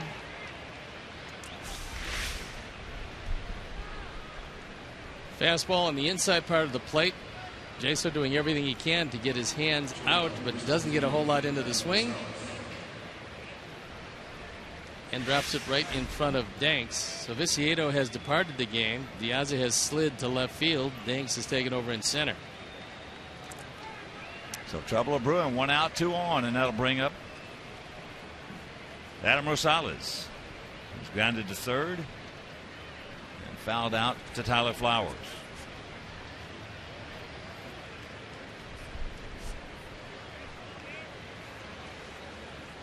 So he made a good pitch on Jaso and got unlucky. Duck snored into center. Breaking ball strike.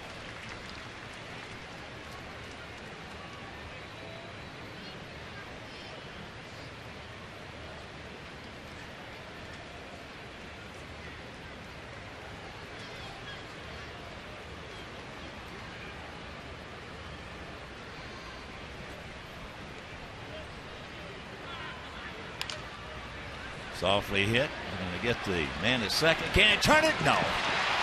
Hit too slow. Good try, good effort. 2 down.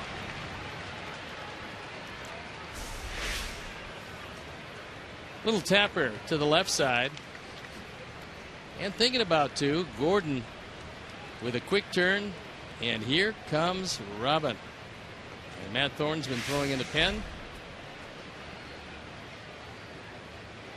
Could very well be that he wants to face Coco Crisp from the right side, and he's made the call. So it is indeed Matt Thornton. So Crisp will hit as a right-hand hitter, not from his power side and the left side. And we'll step out and be back after these messages.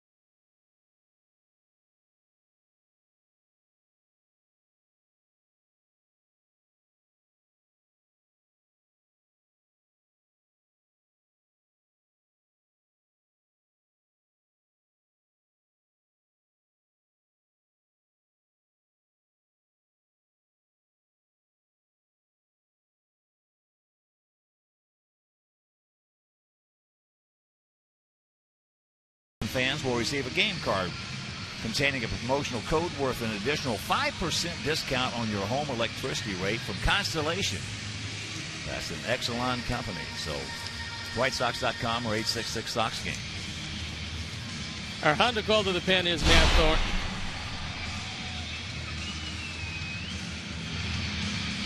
Matt comes into this one for the 28th time. The record 0-2, the ERA 3.72. He inherits base runners at first and third. 2 outs here in the top of the 7th inning. And Coco Crisp, who had homered from the right side, but he homered on a screwball. And apparently, Robin thinks perhaps that that heater inside might overmatch it.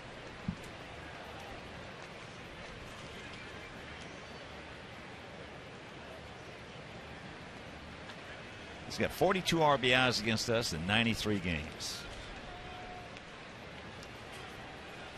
That's amazing.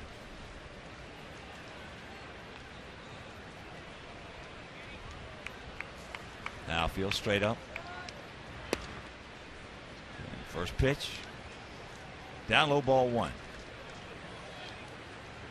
Nate Jones loosening in the pen.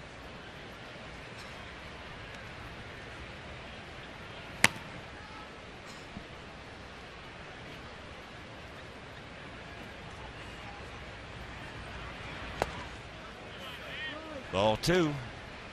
Switch hitting second baseman Jed Lowry.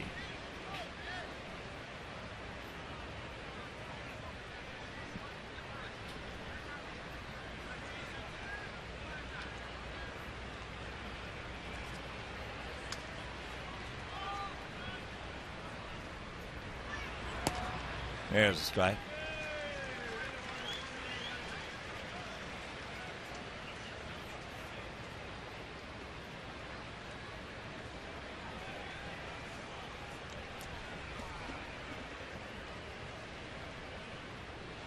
There's 3 for 11 against Matt.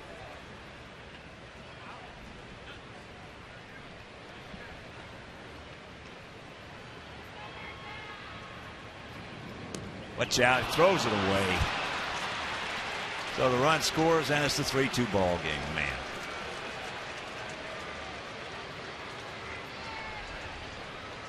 Rosales, who has yet to attempt a stolen base this year. Wow. Big mistake here. No chance at all to get Rosales.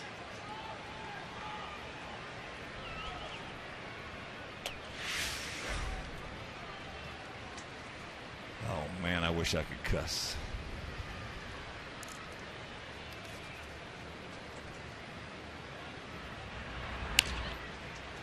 Pops him up.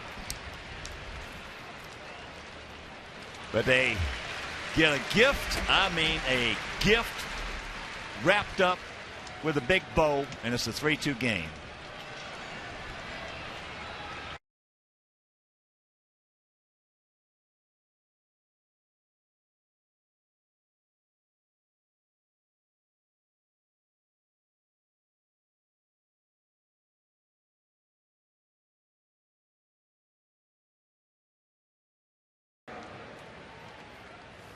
God bless America, land that I love. Stand beside her and guide her through the night with the light from above.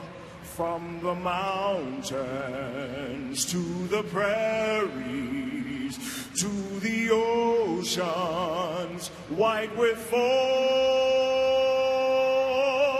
God bless America, my home, sweet home.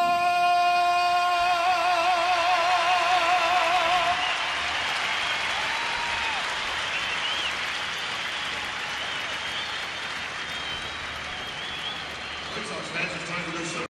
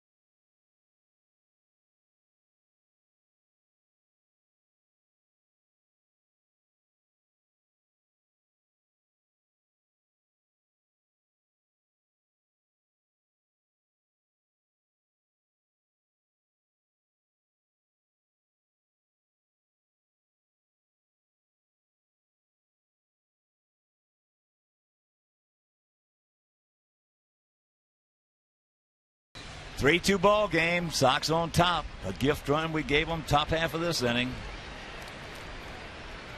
So Jaso behind the plate. And Gordon Beckham, who had a big hit, RBI double back in the fourth when we scored 2, will lead it off.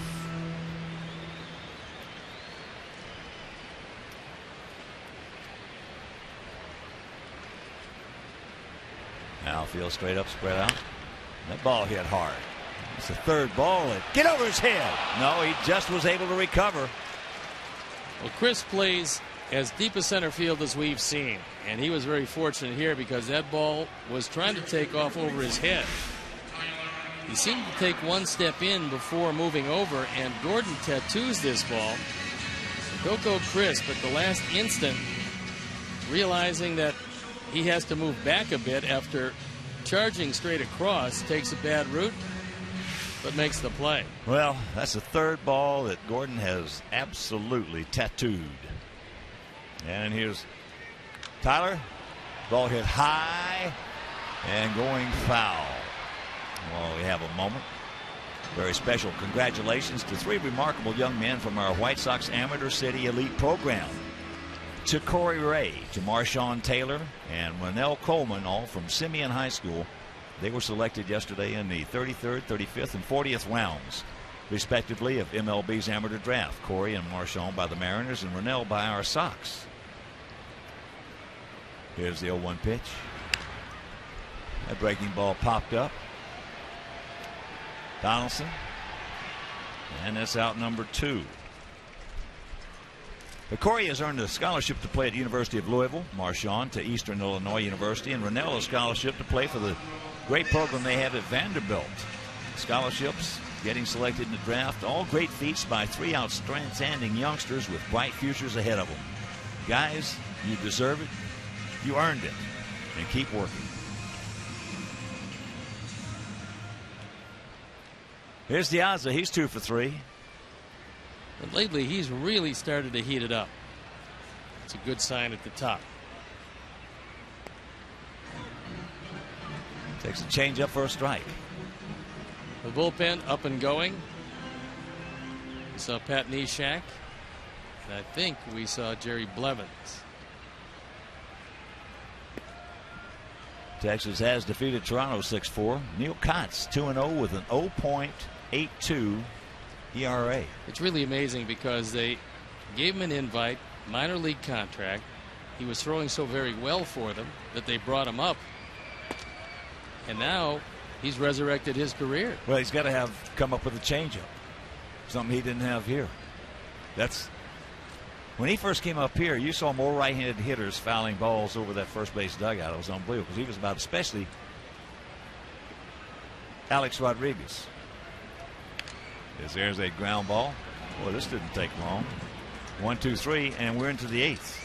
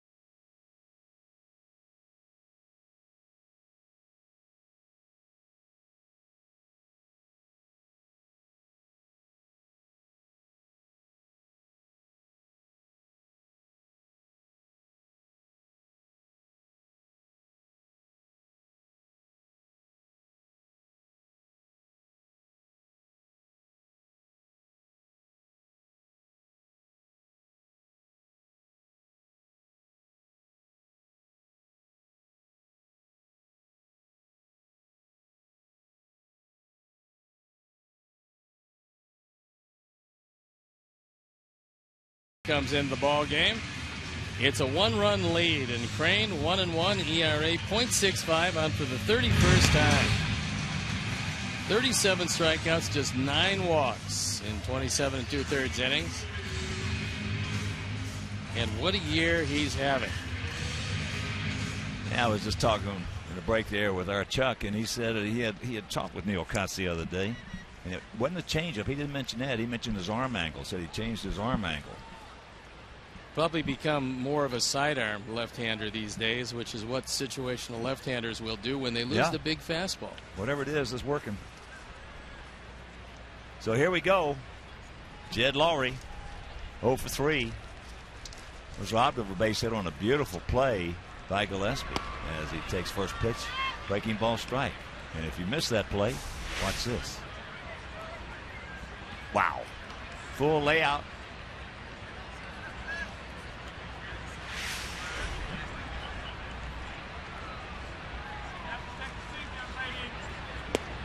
And the count 0-2. The curveball by Jesse these days has been as unhittable as you'd want to see. He's at 24 straight scoreless appearances, striking out 31 hitters over 23 scoreless innings. Yeah, all of us here in the White Sox family are extremely happy for Neil Kotz. He is a nice young man.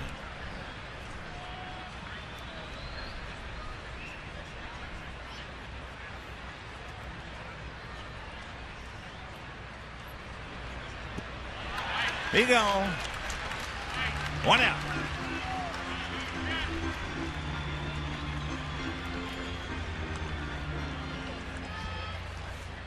And a reminder, join our Sox Kids Club presented by the University of Chicago Medicine Comer Children's Hospital. We're teaming up to promote a healthy lifestyle and combat childhood obesity.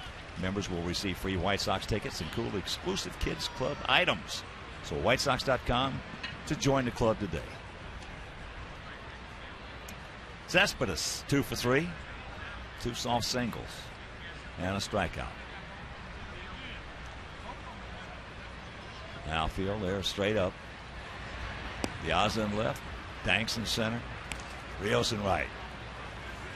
Round the horn. Gillespie at third. Ramirez, Beckham, Canerco, and the battery of Flowers and Crane.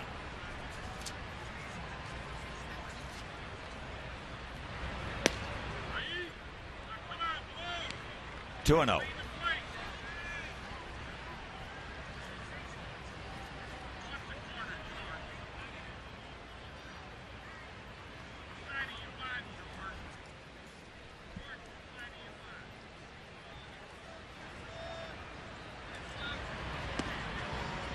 That curveball misses and a count 3-0 with their big run producer Josh Donaldson on deck.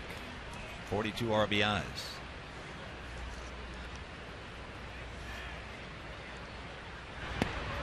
There's one.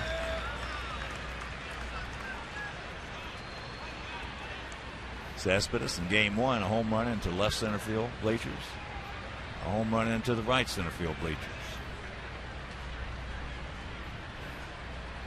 Big time power everywhere. And a full count.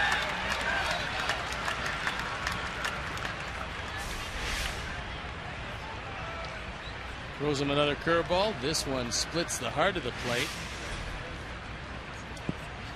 Hitters at 3-1, not going to swing it, an over the top curveball.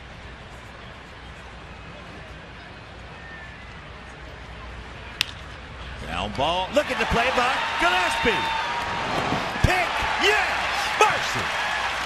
Another. Throw some leather down there. Pickett Wilson. 3 sterling plays at third base by Connor Gillespie.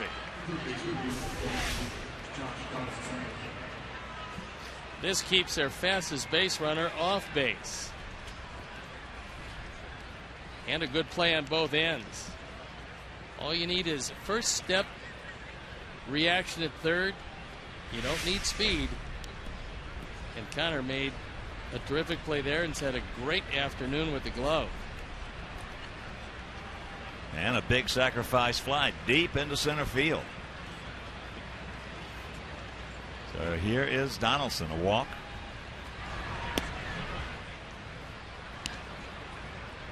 And 2 ground outs to Gillespie.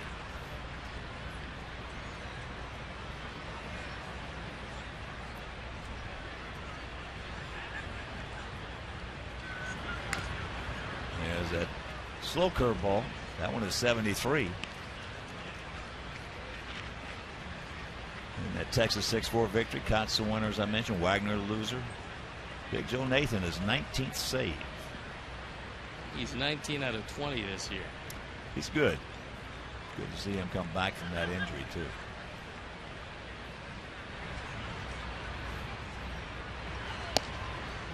That one at 94 upstairs.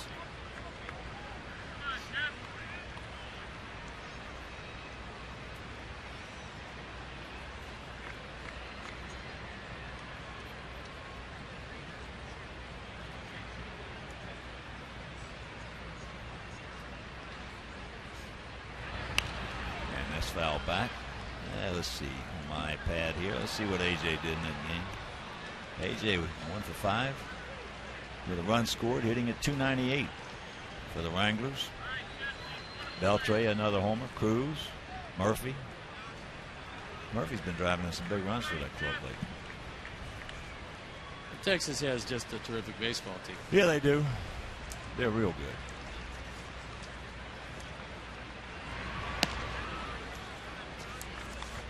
That one at 95. This Oakland team, however, 20-8 against their West opponents, but we do hasten to say that they're 9-0 against Houston. So the other 3 might be problematic for them, or at least play them to a standstill.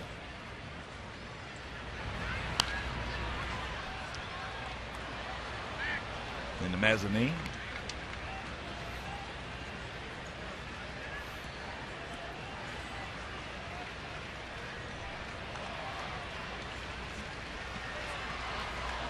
Fryman on deck. Moss. And then Moss to hit for Fryman. And a payoff pitch. He gone. A 1-2-3 inning for Jesse Stones. And we'll go to the bottom of the 8th. 3-2.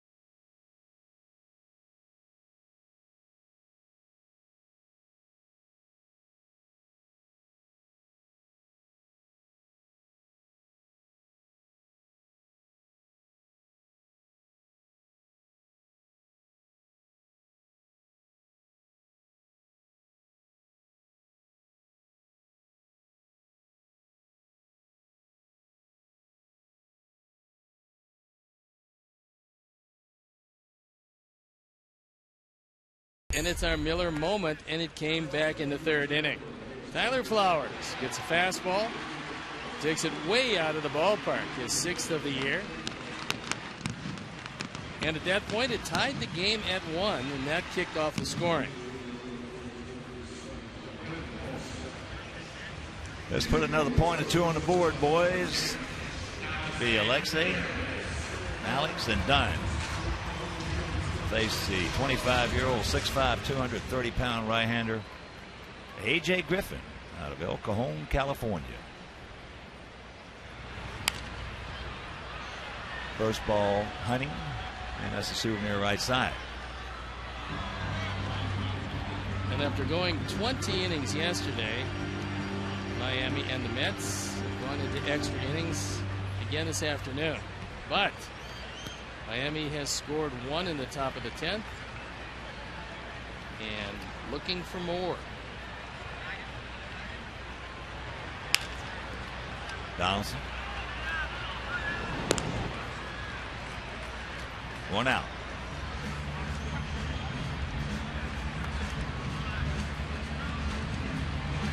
That'll bring up Alex. Alex 0 for 3 today. Couple of strikeouts. Line shot. A bullet right at Crisp in center.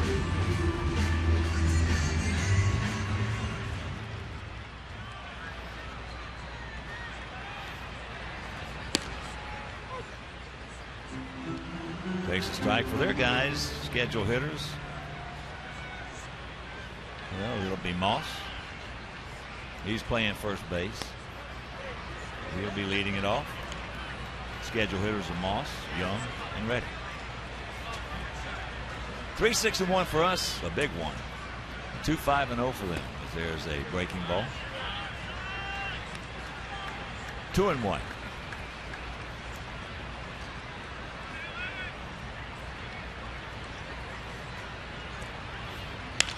That ball hit hard. Stretch. Stand here. Chris looks up. You can put it on the board. Yeah. A bullet out of here off the bat of Alex Rios. And the Sox lead it 4-2.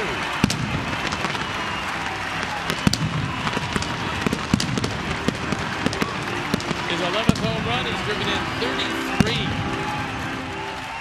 And a big insurance run is going to drive Griffin from the mound. Our Ford home run replay.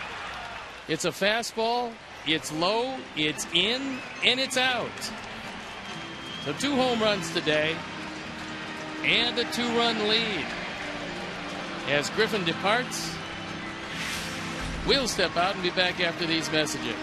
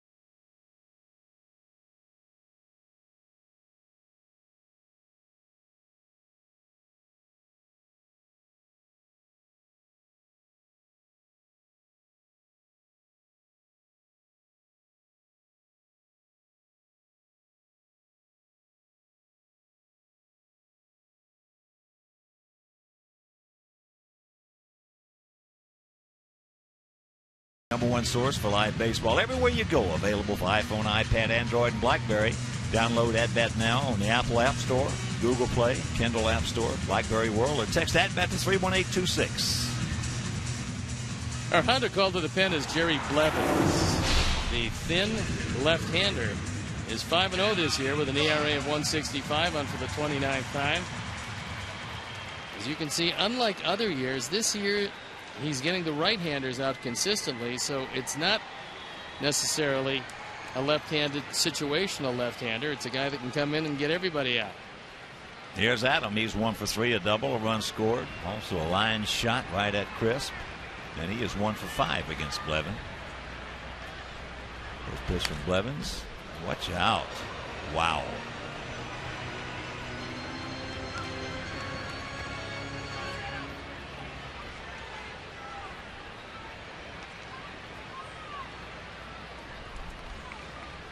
That was the first broken nose I had when I was a kid.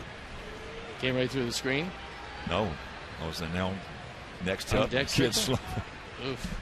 Let the bat go and hit me right in the nose. Where else would it have hit me? Here's the 0-1. Cues that one foul. There's look at Addison Reed. And he's most likely, one way or the other, going to find his way into this. It'll be a save situation unless 2 runs are scored. Preserving a victory, the second of the year for Hector Santiago, who certainly deserved it. And Addison will be looking for save number 19 in 20 attempts. Well, Hector was awesome today, as we talked about. He and Dylan Axelrod have been our 2 unsung heroes. Breaking ball, no. 1-2. And what Hector has done, bullpen, starter, bullpen, starter. Tough to do. You better believe it is. He's Dylan, a tough kid. And Dylan Axelrod will go to the mound tomorrow night. He's thrown the ball exceptionally well.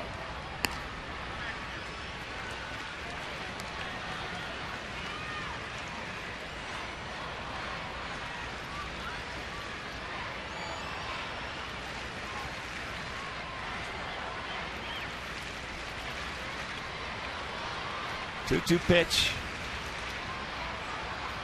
Paulie on deck.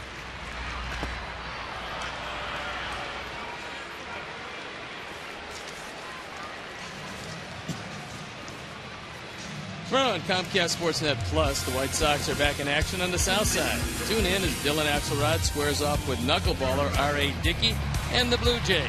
Coverage begins at 6:30 with Subaru pregame live. White Sox Jays tomorrow night at 6:30 on Comcast Sportsnet Plus. And of course, those 2 home runs that we have, one by Flowers, one by Rios. Alex Nelly's family will donate a nice donation to White Sox charities in loving memory of Ursula. We're thinking about you, Alex. Paulie swung the bat good today. Coming up a little empty. He's just 1 for 3, but he has scored a run.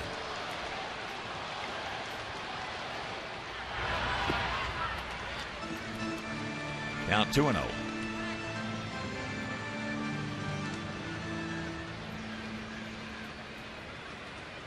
Red Sox hurting the Halos 10-3. Top of the 8th at Fenway.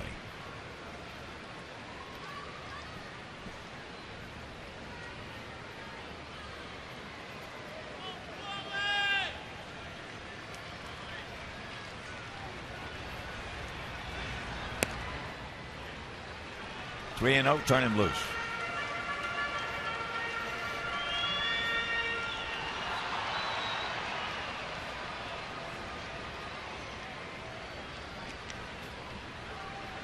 $31,033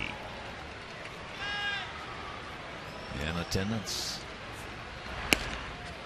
Taking all the way. There's ball 4. So a pitch around right there, and that'll bring up Gillespie, who's 0 for 2 with a sacrifice fly and 3 real solid plays at third. Third baseman, number 12, Connor Gillespie.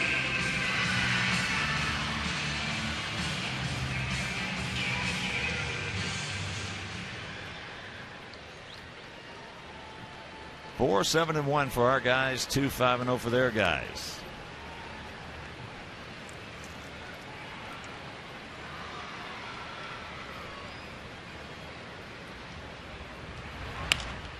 Watch out.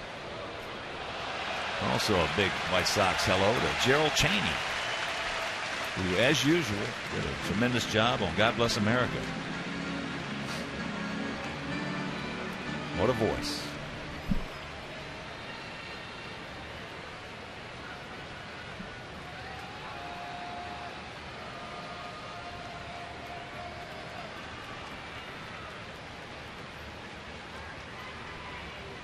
Turn him around. Connor. Not on that pitch. Need a B pitch on him. 2 pitches perfectly on the outside corner. Not going to do anything with that.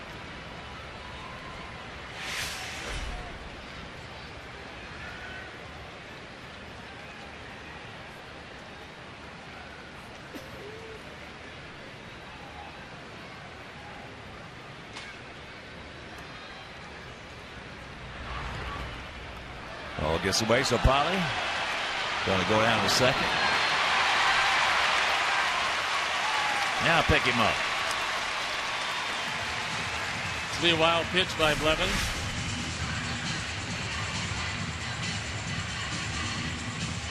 And not much of a chance for Jaso. Jaso not quite the defender that Norris is. But a tough pitch to handle anyway. First wild pitch of the year for Blevins.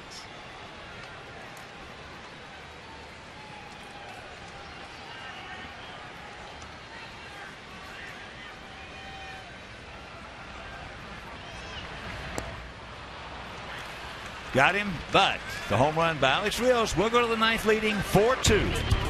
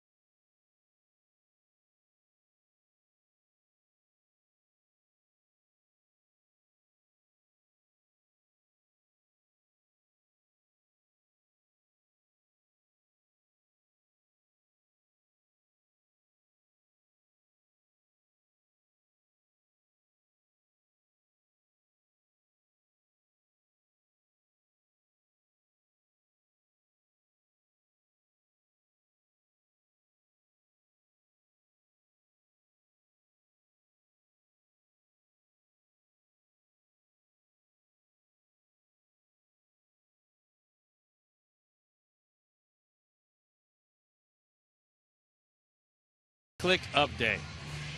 Hawkhead Connor Gillespie.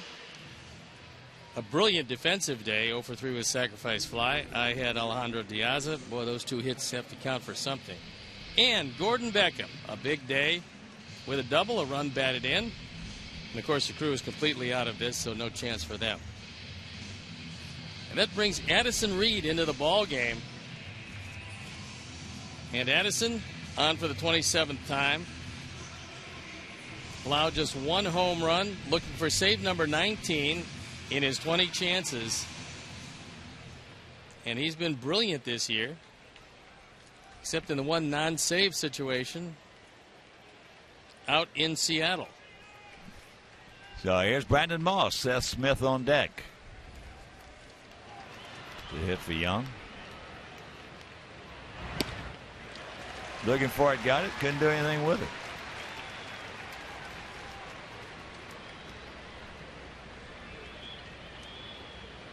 First time that Moss has faced Addison.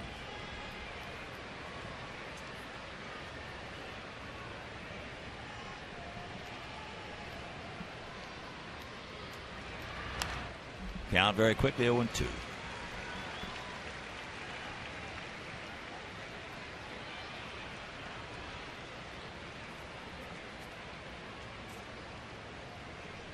After 1 inning in Los Angeles, Dodgers leading the Braves 1-0.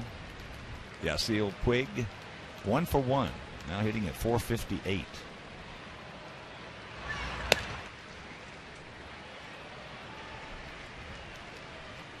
Pretty good.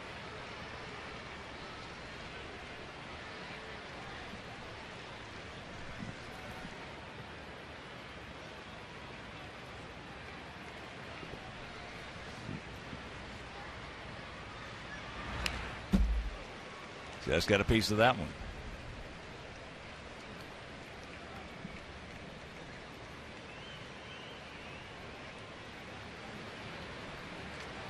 Pittsburgh in a 1-1 tie with the Cubs, bottom of the 7th at Wrigley.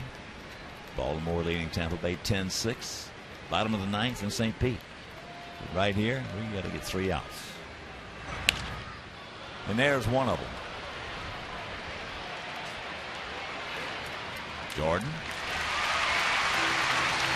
Threw a changeup after trying to throw high fastballs by him. He changed speeds and had him out in front.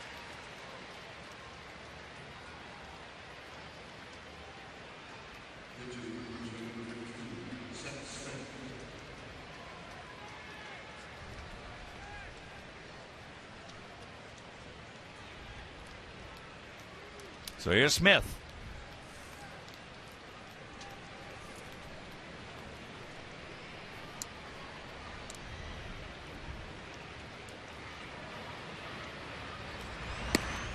Takes first pitch strike.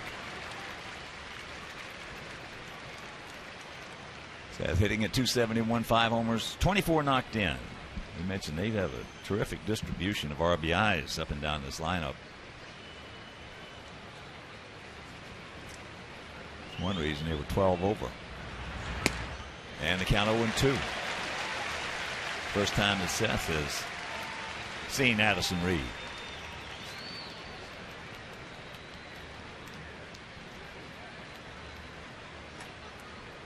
Melvin has a team with very few, if any, stars, but a lot of very solid players.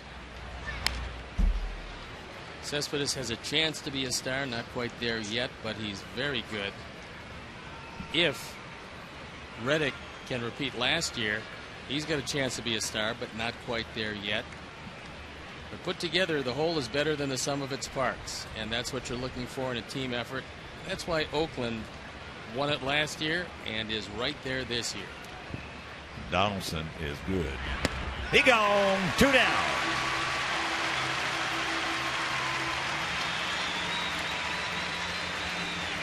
Some high heat. And against left-handers, you see where Tyler Flowers wants it. He wants the ball up. He gets it there, and he throws it by him. Here's Reddick. 1 for 2. A single, a walk, and a run scored.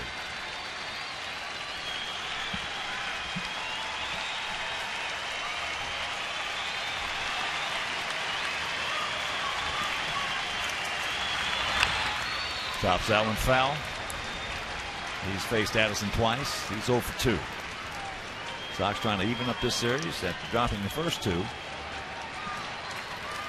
And after having 3-0 leads in those first 2 games.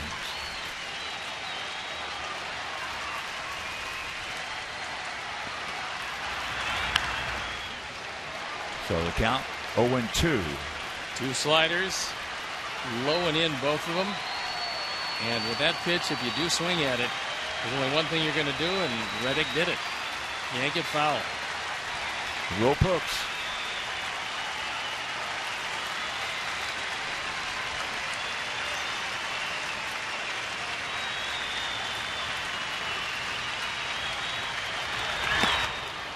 A little too high.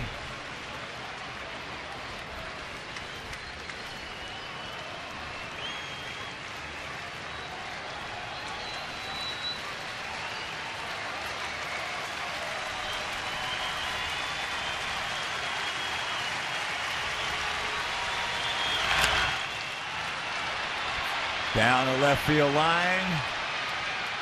Connor now. Well, Connor looked at Alejandro, and Alejandro looked at Connor. It's going to be a tough play for either of them, but they both gave way at the last instant, and Reddick has some life. If at all possible. That would have to be Diaz's play, but he just couldn't get there. Now, he had a long way to come. Too far for to that. go. Yeah. And would have been a difficult play for Connor Gillespie, who's had a brilliant day defensively.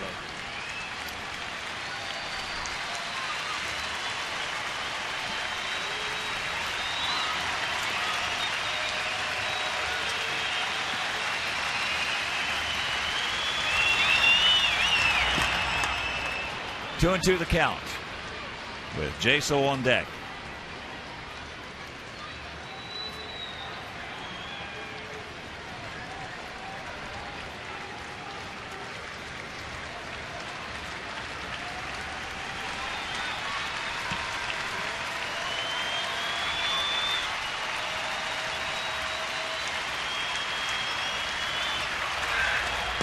He gone, and this ball game is over. So the Sox lose the opener, lose the second game, come back win yesterday and this afternoon. And I got to tell you that you just can't say enough for our GMC player of the game, Hector Santiago.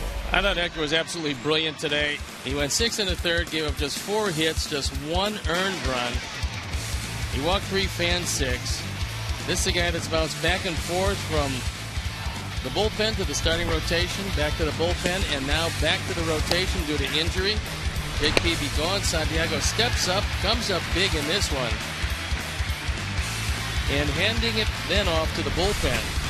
Combination of Lindstrom, Thornton, Crane, and Reed with a Tyler Flowers homer. Some timely offense and hitting the ball out of the ballpark along with airtight defense, and that's the recipe for victory. Yes, so that will get it done. So the last 2 games we have had the recipe. The pitching, the defense. And now that the weather hopefully is warming up, our guys are starting to get loose again. And hit some balls out of the ballpark. But the Sox now have the Toronto Blue Jays coming into town for a 3-game set. And it's going to be Dylan Axelrod out there tomorrow night. Yeah, I look forward to that because Dylan's been throwing so very well. This is his 13th start of the year, and he's a guy that never really dazzles you with his stuff. All he does is dazzle you with his competitiveness, and that's the reason why he's done what he's done this year. And if you consider him your 5th starter, he's 3-4. He should be much better than that. All right now let's go down to a man who had a big sacrifice fly and 3 outstanding plays. Connor Gillespie. Connor, I tell you, you're throwing some leather down there, big guy. I appreciate it. Yeah, it's been kind of a struggle here offensively. So, to be able to contribute in another way is, it's a big deal. So. Well, it looks like you have the same mindset as Gordon Beckham. Even when Gordon, at times, was having trouble at the plate, he had 2 separate games: his offense and his defense. Right. Yeah, I mean it's two different parts of the game, but honestly, they're both as important as each other. So I'm glad I can help out in any way I can. Well, Connor's got to be a little better feeling on the club right now. A couple of balls going out of the ballpark. We really play well and win games when we hit home runs. Weather's getting warmer because of the first 6 weeks we had nothing but terrible weather. Yeah, it's been rough. This is probably one of the warmer games we've had at this park. So it felt good. It feels a little bit more like summer, and hopefully we can keep it rolling. Connor, you did have a sacrifice fly today. You hit the ball very hard. It seems to me that despite the batting average settling somewhat, you are hitting a lot of balls on the nose. But when you're hitting them at people, there's not much you can do except keep on having good at bats. Yeah, I mean it's when you're struggling. You usually get one. If you can hit one good, it's better than none. I mean, it just so happens that about the last 4 or 5 games, I've hit one good a game, and it's been kind of crappy luck, but you know what? That's part of the game. All right, Connor, nice game, buddy. All right, we'll see you guys. All right, Connor Gillespie, 3 beautiful plays in the field and that big sacrifice fly. So, for my partner, Steve Stone, our director, Jim Angio, our producer, Mike Leary, our associate producer, Dave Ross, our technical manager, Mark Harper, the executive producer, Jim Corno Jr., for the mayor, Mean Joe Groove, also for Mike Mayer, Golden Creek, Jim Giannis, Dennis Wood, Doug Bullard. This is a home. So long, everybody. You've been watching Chicago White Sox baseball on Comcast Sportsnet.